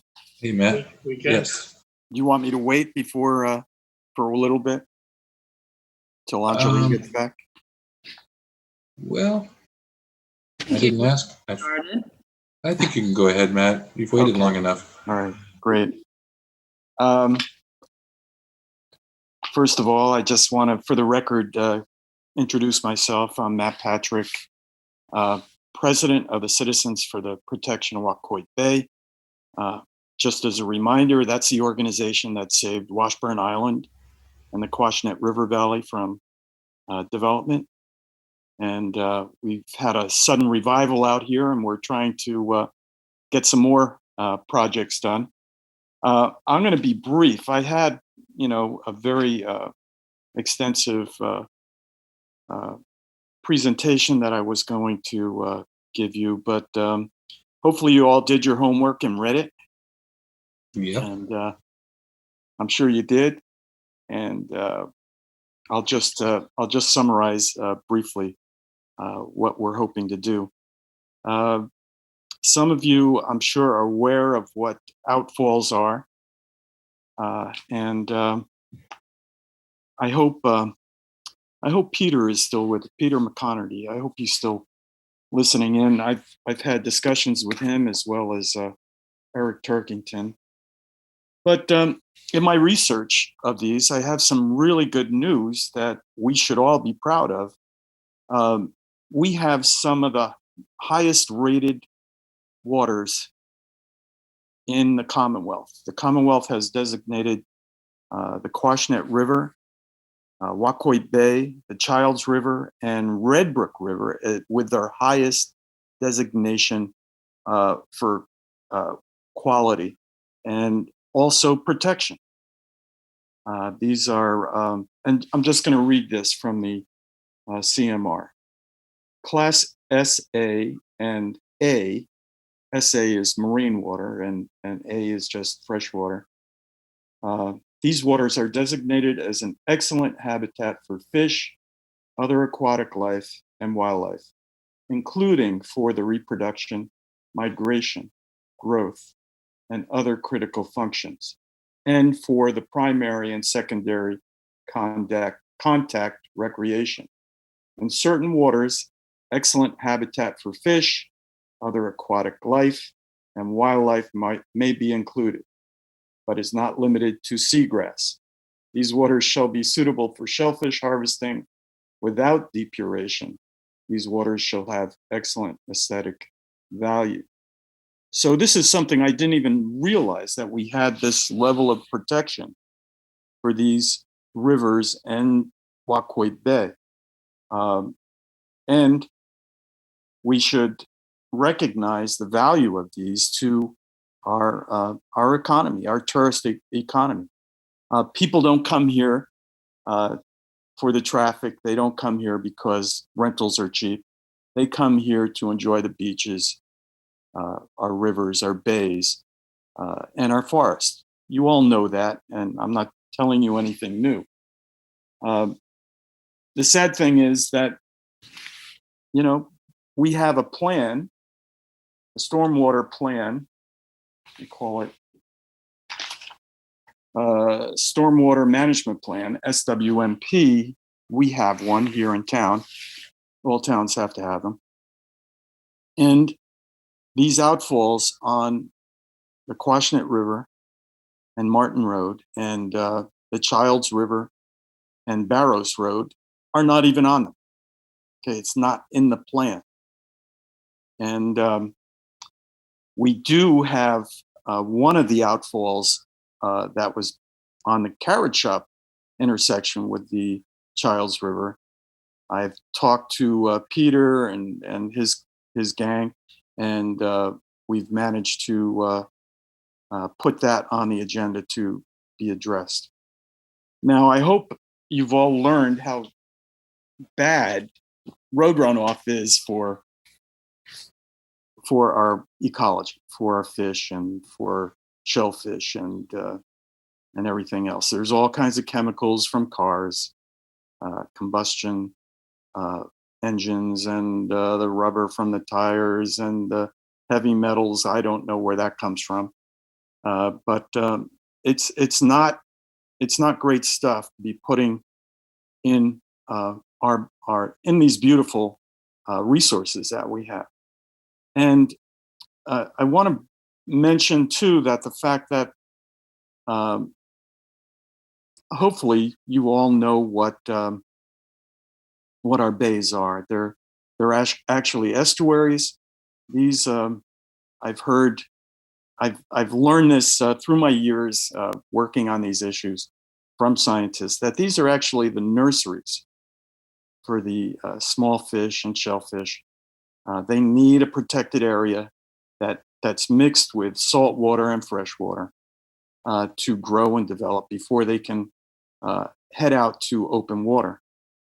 And they depend on the base of the food chain, the bugs and organisms that live in the muck.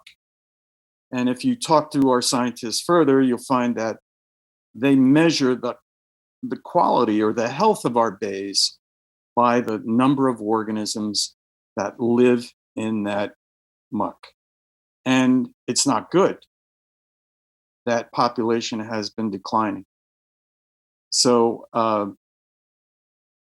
lot of that is probably from the chemicals in rain water runoff that flows into our rivers and then eventually into our bays. There are other problems with road runoff. It destroys, because you get such massive onslaughts of water through these drainage areas. It erodes the stream. It erodes the bank. All the gravel gets washed away. This is where fish, especially trout, lay their eggs. And you can wipe out a whole year's class of fish because of one bad storm. So this is not, we're not just playing with stuff that is not so harmless. This is rough stuff on our environment. And if we want to really appreciate and ensure that these things improve, I would hope that the town would make it a priority to address these outfalls, especially on these Class A and Class SA waters that we have in town. And so we recognize what we have and what we can improve upon. I hope you have questions. I'm sorry for running on a lot, but I think it's about time we acted on these. There are two different ways to handle this. There's the conventional way with stormwater drains. You've seen those. They remove a lot of the chemicals, the pathogens, but they don't take out the nitrogen and the phosphorus. The best management practices are the rain gardens, vegetated swales. They do remove the nitrogen and pathogens and nitrogen and phosphorus, as well as the pathogens. And I think if we're going to invest in this stuff, it's going to be there for a long time. I don't foresee the date when we go around and replace storm drains. We clean them out. The town is doing a good job of cleaning them out. But I think we should aim for the highest level of protection and recognize what we have and value that. So that's my talk. I'll let you ask questions, I hope. Questions from the board first? Megan? I just had a question, maybe directed at Peter McConerty, who keeps thinking he's escaping and then we keep dragging him again. So Peter, just along those lines, is there something that, the board can do, or is there a conversation we need to have to kind of address more? I know you kind of have but more programmatically, like how we are going to attack this subject matter. Is there something that, on the list of kind of needs that the DPW has as it relates to this, that, is just sort of we're not bridging the gap somehow? Yeah, so I do have a couple of comments. I think one of the biggest items that's coming up, it's actually been out since the late 90s, early 2000s, is the NEPTES program. Everyone's heard of the NEPTES, the National Discharge Pollution Elimination. So we're currently right now in phase 3. Phase 1 and phase 2. Phase 2 was back in 2007. They were going to have phase 3 come out in 2014. There's a lot of problems with the cities and towns and municipalities. So the EPA had to work through the systems, through the different cities and towns. But it has been issued now. And basically what it does is it requires additional good housekeeping rules on our outlets and our outfalls. It requires public education, basically PSAs that would air on a channel like FCTV. So they're requiring that. So the state of Massachusetts is actually, they divided that up to the state up into a 5-year program where each year the engineers from the EPA is going to go into each city and town over the 5-year period in Massachusetts and go through a full inventory of what the town has and what the town is doing. Right now they're in enforcement.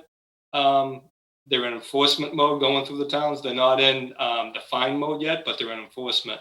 So that's going to be a big thing that's coming up because, as Matt had mentioned, not all the outfalls that we have in town were mapped. We didn't have them on outfalls. We had in the mid 2000s, we had over 120 of them, but that was for the outlets for the salt water. Now they're starting to get into the estuaries. They're starting to get into the wetlands, and there's going to be hundreds more.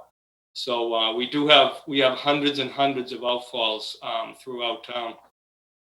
And some of the things that we do is we do put the solid basins and we do put the storm scepters in that they're the tried and true efforts. In more sensitive areas, we would want to look at doing the bioretentions or the wetland areas on that.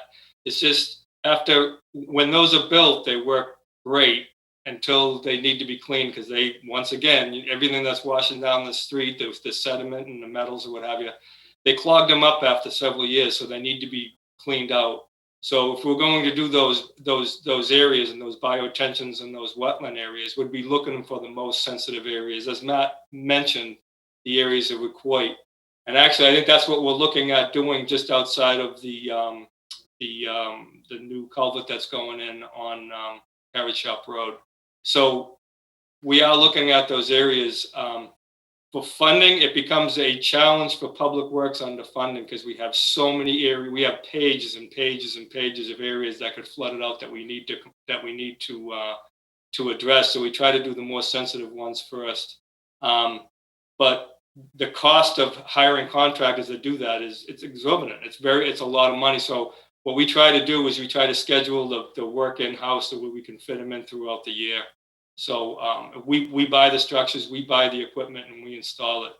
Some of the more the vegetated wetlands areas, those types of things, then we would have to bring in a contractor.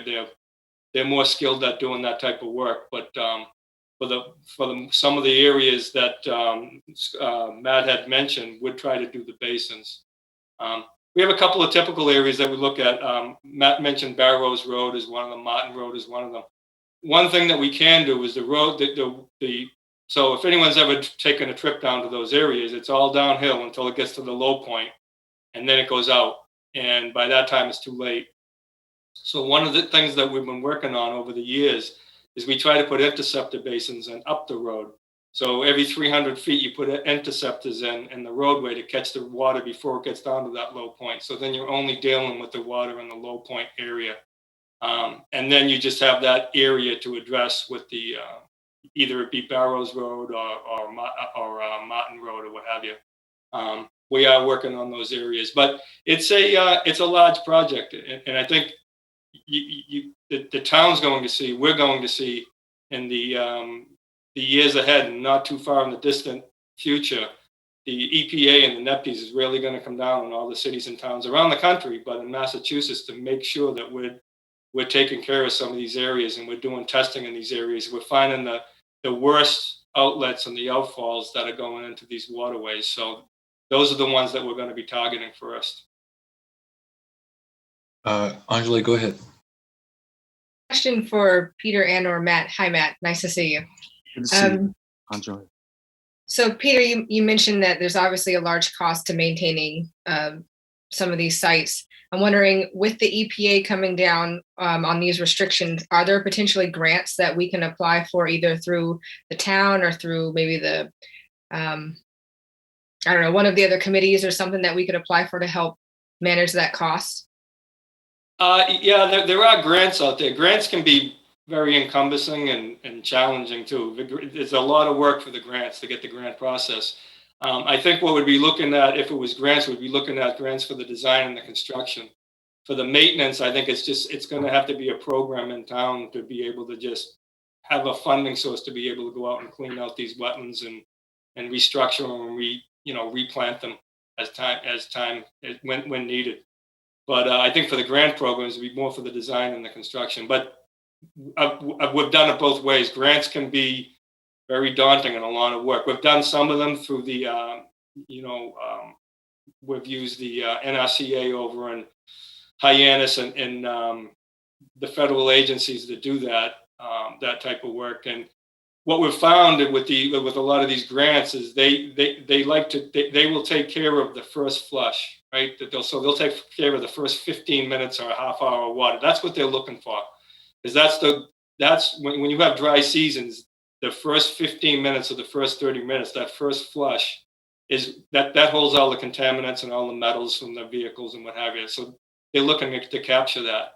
But for us, we're looking to capture more. We're looking to go further up the road and capture it before it even comes down to become a problem in the lower areas. So there's a lot of balls in the air to be taken care of and to be looking at with that. But in the years ahead, it's going to be something that the town, we're going to have to address it, because the EPA is going to make sure that we address it. Yeah, Matt, go ahead. If I might add, Peter's been great. His office, all the guys there have been really helpful and cooperative.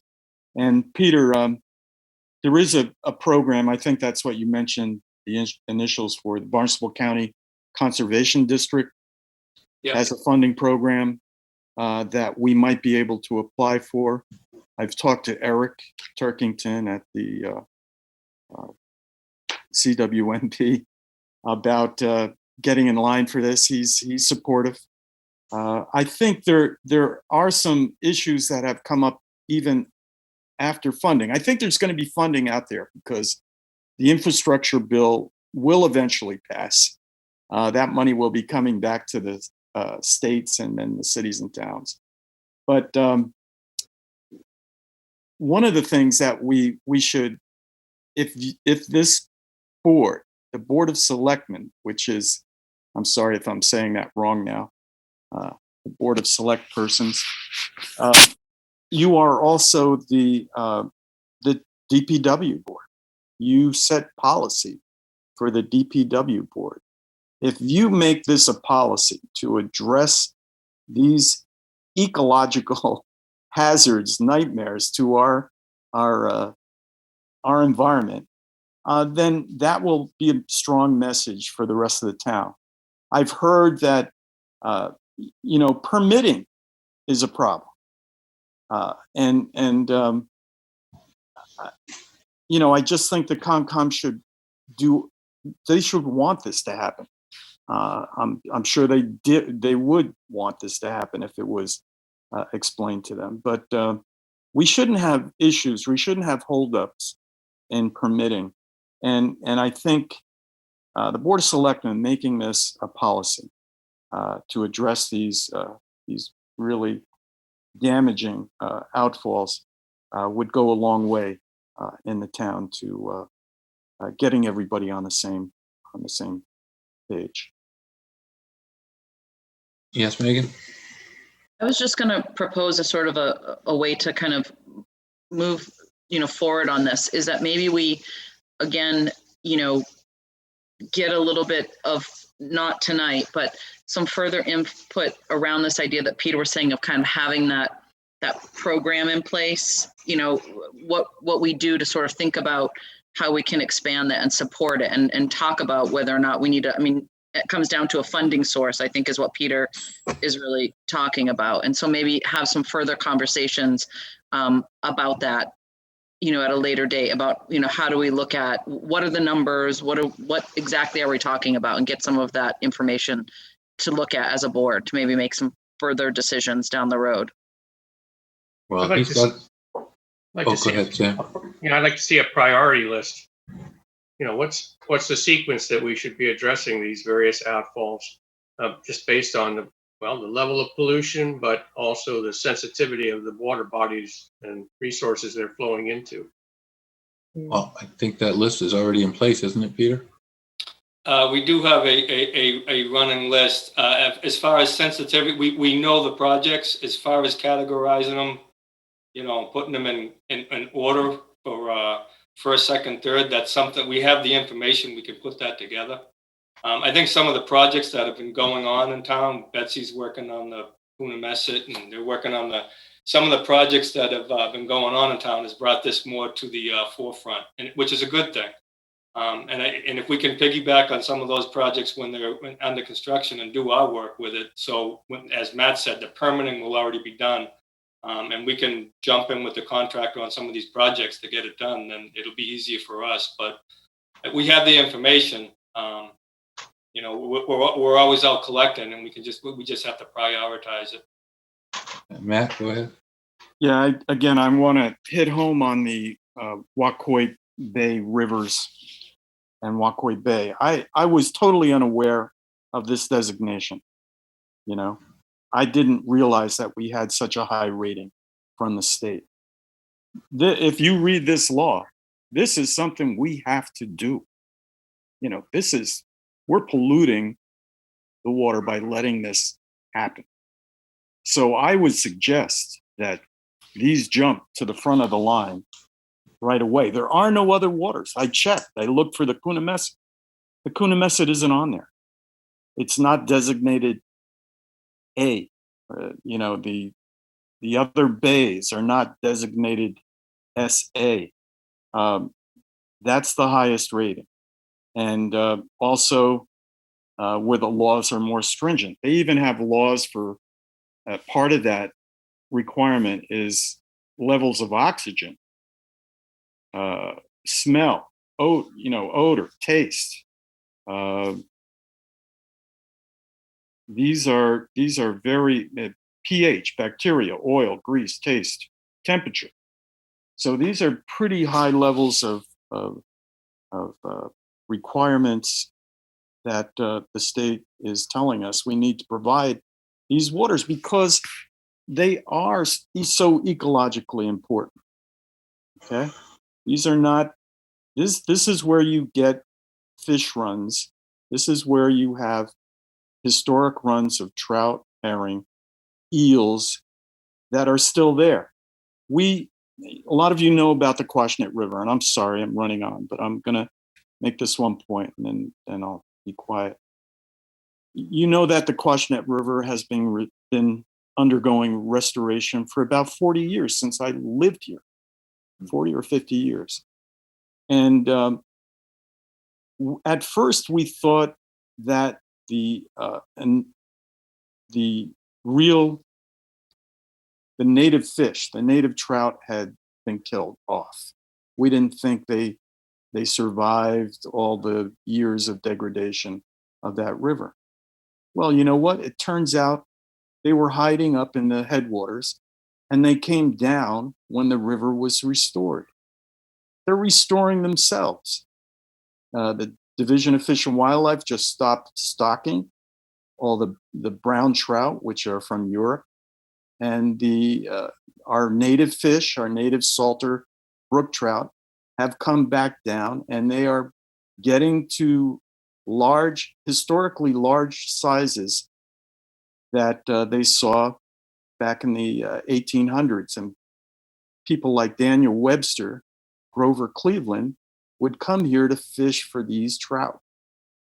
This is a pretty significant occurrence, and I think with a little more protection, we get rid of these outfalls. I think you're going to see these rivers really take off in terms of production of fish and shellfish. So, thank you for entertaining me. Peter, I think Matt makes a strong case for this. Do you think we can prioritize these few locations? Yeah, actually, we were looking at Barrows. So Barrows Road, there's a bridge on Barrows Road. The water just runs right out, and there's another location out on Martin Road that we were looking at areas to do before the water gets in. And I think, Matt, that's something we can Public Works, we can work at you with that. What we'd like to do first, we'd like to take care of the water before it gets down to that area. When you're in the area, then you're in the jurisdiction of the conservation and whatever, and the design gets larger. But at least for now, if we can capture some of the water that's going down in that area for right now, maybe this year, we'll take care of that. And then we'll start working at the design for the other sensitive areas on that. And I know of several of them. I don't know of all of them, Matt. I'm sure you know of all of them. So we can have the engineering division contact you. We can go out and take a look at these areas. I know there are a lot of them. I know of several of them. Is there any kind of interim measures that you can do, like those PRB wood chip bags or anything, some kind of filtration just for temporary measures until we can get some better, like those permeable, what do you call those, pollution control structures? Is that what you would use on these stretches of road? With these areas right here, it's just direct discharge. The water just comes down the road, and there's no real area to put those PRBs. So I mean, it could be for a longer solution or a final design. We might be able to look at it, but I mean, there are options. But the closer you get to these sensitive areas, the options start getting limited. So, like I said, I'd like to capture the water before it gets there. So then you're talking about a lot smaller amount of water going into these areas. Well, that's what I'm asking, though, is as you're capturing the water, will you use those pollution control structures to capture the water because you're in a sensitive area, or is it just regular drainage that goes to higher ground? would be using up in the other areas, would be putting an interceptor, regular drainage up in the upper areas And disperse And it into the ground at a higher area. in a higher area. And then when you get in within 100 feet of the pond, then you're looking at the drainage, the more, The control structures. sophisticated drainage. On Falmouth Heights Road, we've used the storm scepters, the swirl basins. They seem to work pretty good for the direct outlets into the harbor. You got to clean them. You can't clean them with the basin. You got to go in there with a vac truck. You can't clean them with the shell truck. But it's supposed to. It doesn't take care of the bacteria, but it's supposed to isolate the sedimentation so it doesn't go right out the pipe. It would be great if we could do something to protect what we've got. We're lucky to have it. So I appreciate you, Matt, bringing that to us. Well, Mr. Chairman, I appreciate your appreciation. But I think I'm willing to work with Peter and get this straightened out. These outfalls have been there for, decades. So let's just work on getting the funding, getting the permitting and getting them straightened out. I think there's plenty of room in both of these areas. And I did send you like a summary of those areas and with pictures, so you have a better idea of where they are. Peter's gang they've been great. They jumped right on board the Carrot Shop Childs River intersection, and they've been very helpful. And I look forward to working with you, Peter, further. As a member of the Falmouth Water Stewards, I remember a few years ago asking Peter about this because I heard that these new regulations were coming out. And at that time, I think, Peter, you had like 430 targeted locations then. I don't know how many you have now, but it's probably more, right? Well, yeah. Now we're going into these wetlands, and we're finding the additional outfalls that were buried for many years. So yeah, we have hundreds we have high hundreds of outfalls that are being mapped. Well, it'll be great if we're ahead of the curve when the state comes knocking on our door, right? Yes. Okay. Well, Matt, you check back with us and let us know how the progress is going there. I'll be talking to Peter. He knows that. And I just want to say I appreciate what all of you do, having been there. I had forgotten how fun and interesting selectmen meetings can be. But God bless you. We've forgotten too, Matt. We've forgotten as well. They can be good if you don't have a chairman that lets things drag on too long. Well, you're doing God's work, so thank you. I got some good advisors here.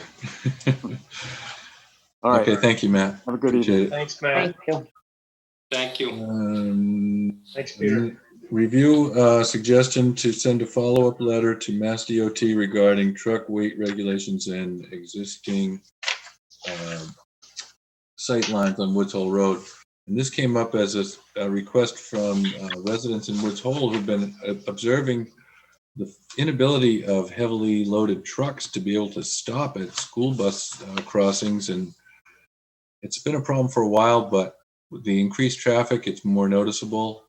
And so no one's here to present tonight, but it's just our initiative on recommendation from our residents to send another letter to Mass DOT and re-advise them of the conditions that we have on Woods Hole Road and the danger that we're facing. And go ahead, Nancy, what do you have?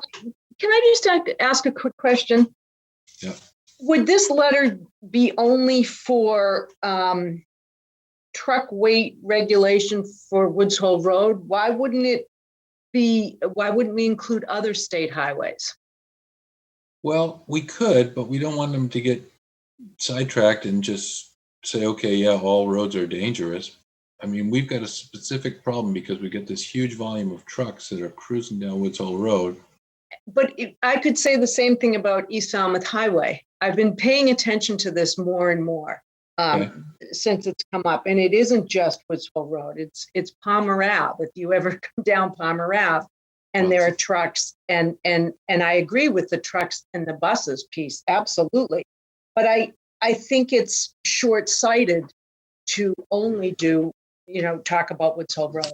That's my Okay. comment. I mean, I've seen it on T-Ticket Highway, East Falmouth Highway. Mhm. I don't think it's specific just to Woods Hole Road. That's my I only. certainly agree with that. And if you want to phrase it differently and say dangerous conditions on Woods Hole Road and other state roads, or if you want to take out Woods Hole Road, but then they won't know what we're referencing. I would be okay with just, again, the places I've seen it really heavy. I agree with Woods Hole Road, but Palmer Ave, East Falmouth Highway, and I think it's equally as congested there. And with the buses, they're on East Falmouth Highway, they're on T-Ticket Highway. So I have an issue with just keeping it to Woods Hole Road exclusively. And then when you bring up the buses, those buses are all over town on state highways Megan? every day. Yeah, I guess I would say, if we raise the issue about the weight piece of it, and then we might even say, because I know in Woods Hole, one of the particular pieces is the sight lines, which does make it a little different because that road in Woods Hole is very, it just really changes in elevation. So maybe we can just, I'm sure Mr. Suso can craft a letter that points out the concern is kind of throughout the town, but with some specific emphasis on the sight lines as well on Woods Hole Road, because that is like a slight, difference. T-Ticket Highway, fairly decent sight lines, not always, but right. I think, it's different issues on T-Ticket Highway with just speed. Palmer Ave, same thing. Good point. I mean, they come off the highway, really high speeds. And so maybe Mr. Suso could craft a letter that just does distinguish the issue of the sight lines for Woods Hole, but raises it, the other piece generally for the town.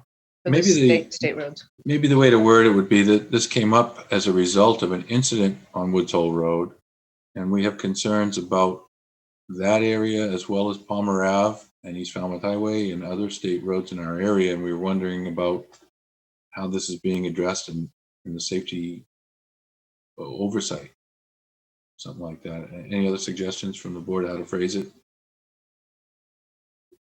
Well, I think DOT has lots of data on what's happening on these roads. I would just like to see the speed limits reduced. And I know that's not their normal way of thinking about traffic. They like to see it move through quickly and clear out. But there's significant safety issues as well as the whole noise issues. If we could just get them to come and reduce the speed limit down, so that these heavier trucks have a half a chance of being able to stop in time before they hit something. So they'd have to bring out the way stations again, which I think have kind of fallen off. I haven't seen that been on the highway for a long time. They used to pull out those little state police, they'd put out the mats and the trucks would drive on them and check their weight. I don't know if they even do that anymore. I haven't seen that for quite a long time. Yeah, they do. Yeah. Well, maybe we could request some enforcement along Woods Hole Road and other areas of concern like East Falmouth Highway, Palmer Avenue. I think we should just include other state highways as well. So Okay. Thank you. Yes, ma'am. Does that sound clear, Mr. Suso?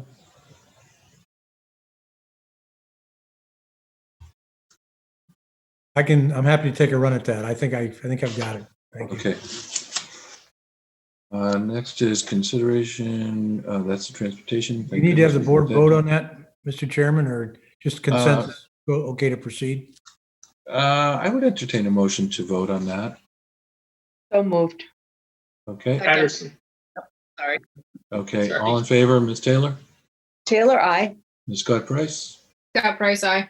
Ms. English Braga? English Braga, aye. Mr. Patterson? Patterson, aye. And Brown, aye. Thank you. Thank you. We already did transportation management, and number 8 is inquiry into waiver of residence requirement for a constable. Does anyone have questions or concerns about that? No, I was just going to say that I went back and I looked, and I do remember when Mr. Dalton was in front of us before, and I remember that we were kind of reminded after the fact that we had missed that piece. So I thought what we were doing tonight was we were kind of having a discussion, recognizing that Mr. Dalton is going to be up. He's not up yet. I think his renewal is up towards the end of June. And that when we actually go forward to reappoint him, if we reappoint him, if this board votes to reappoint him, we also have to vote a waiver. I think that's all we're talking about tonight. Is that correct, Mr. Suso? Oh, I think you're muted still.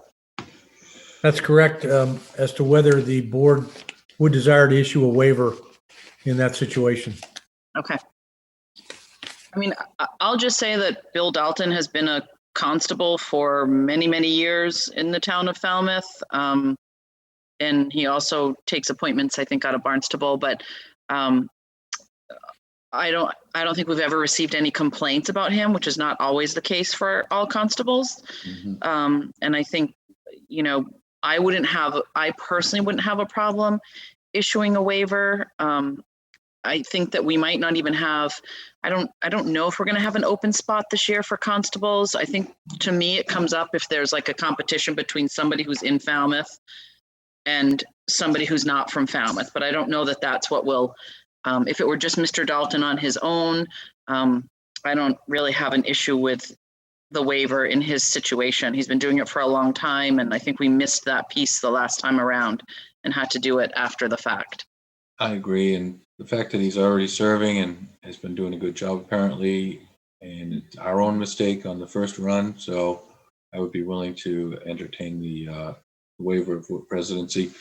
On another note, I think we might want to review our constable policy, because we did have letters from another, not from the constable, but from another former selectman who pointed out that we're not consistent with our policy, and there's a requirement for constables to pay a fee to the town as a percentage of each of the transactions, and one or two constables have done it and others have not. So that's something we should probably take up at a future meeting, and we were encouraged to do that a couple of years ago and never got around to it.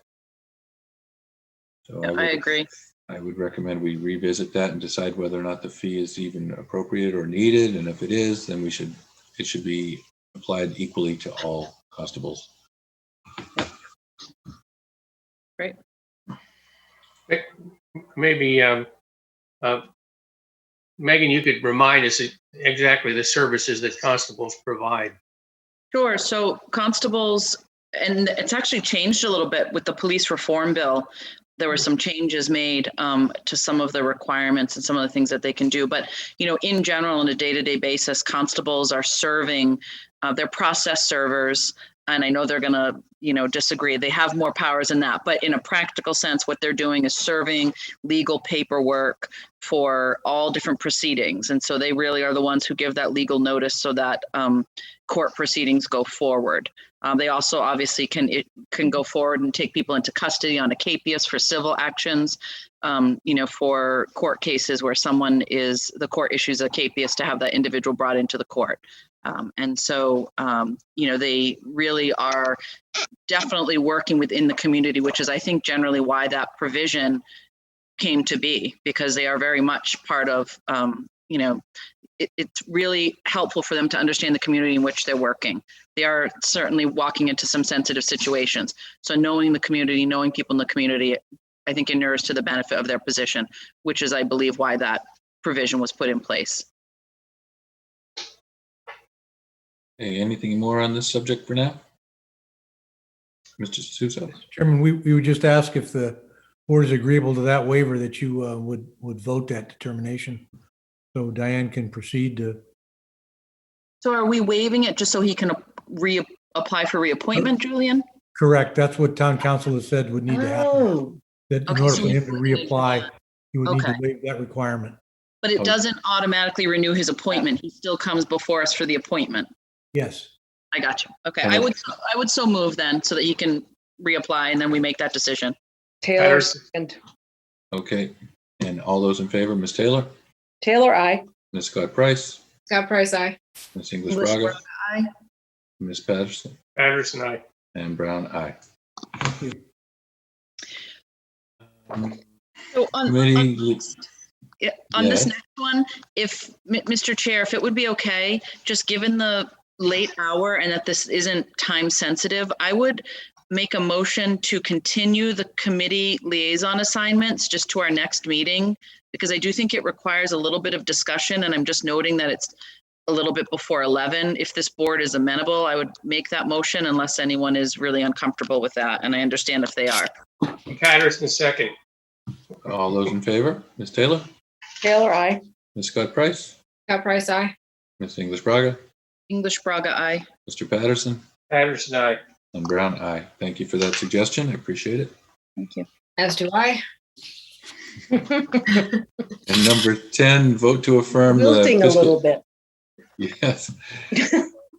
Vote to affirm fiscal year 2022 2% COLA increase for non-union employees. This is pretty standard, but it's timely, so does everyone, any other discussion? Need a second. Taylor, second. Sorry. Okay. All those in favor, Ms. Taylor? Taylor, I. Ms. Scott Price? Scott Price, aye. Ms. English Braga? English Braga, aye. Mr. Patterson? Patterson, aye. And Brown, aye. Thank you. Number 11 is review and vote to approve minutes of meetings, public session, March 22nd, 2021. Any comments or corrections? I do have two corrections. On page 6, under the second paragraph,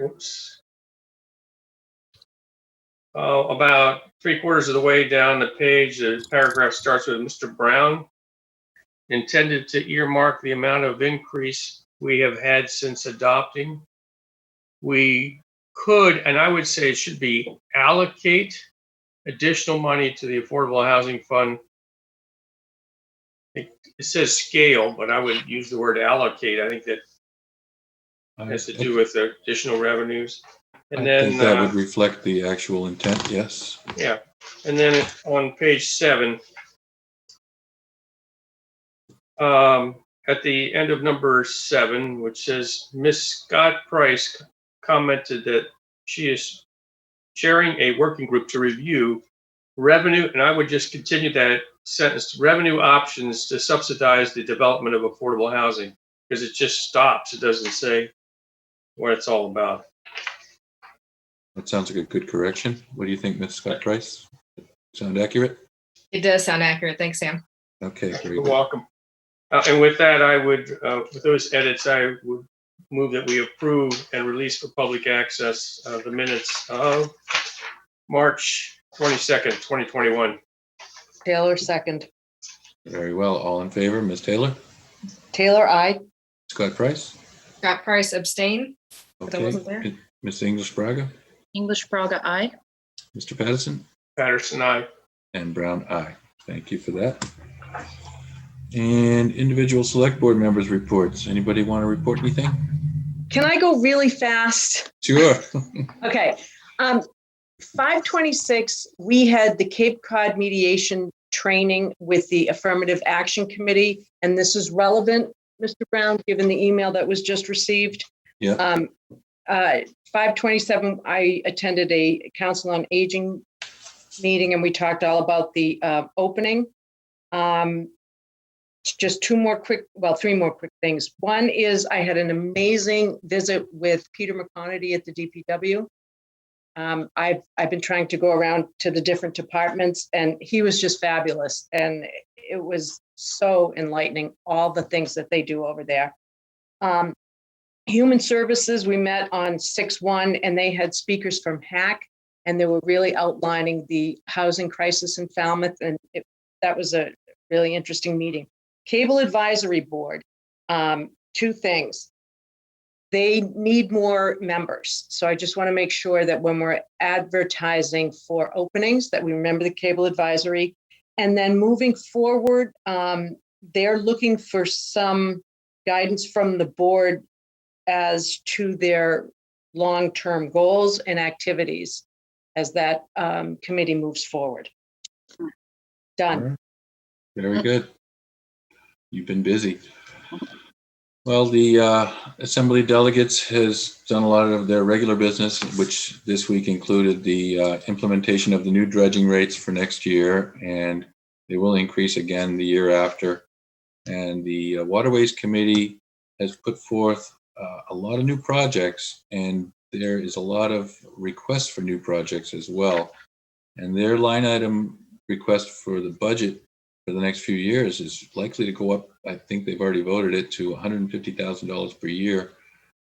And, you know, there's going to be a lot more projects. We've got so many things that are going to be, you know, expensive coming up. Coastal resiliency, waterways. Sea level rise is making everything a little more difficult because when we have these winter storms, the damage is so unpredictable now. It's just one more thing to plan for. Yeah, and you have higher currents, so therefore you have more shoaling, which is moving around. Exactly. So I can attest in West Falmouth Harbor. Managed to run aground 2 places where we never ran aground before. Right. Well, they're keeping an eye on it. And interestingly, the beach committee is taking up the discussion of beach nourishment and looking for best practices. Coastal geologist Jeff Williams is offered to go and share his knowledge of the proper methods of beach nourishment, and they're going to take that up at their next meeting. So our committees are working hard. Anybody else want to have any report? Yes, Ms. Scott Price. Sorry, everybody.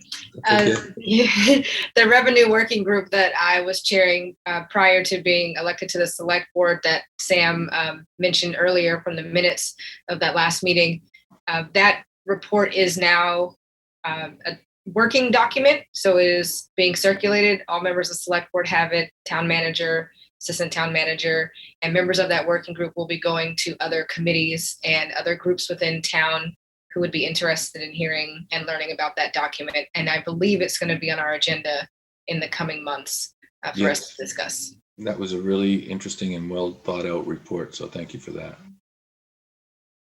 Looking forward to implementing some of that so we can try to get ahead of the curve with this housing crisis.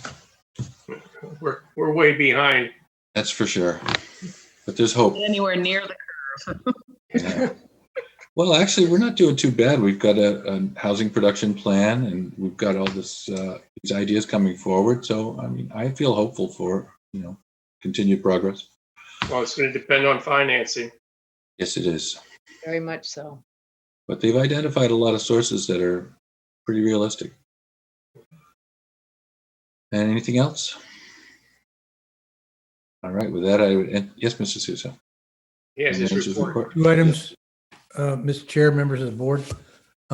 Just want to confirm that the search process is well underway for a successor to retiring Building Commissioner Rod Palmer, who'll be working through July 19th.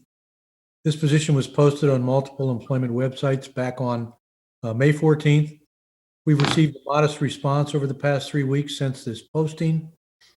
And working closely with Human Resource Director Denise Coleman, we're expanding the search and advertising process to include the New England region rather than focusing exclusively on Massachusetts.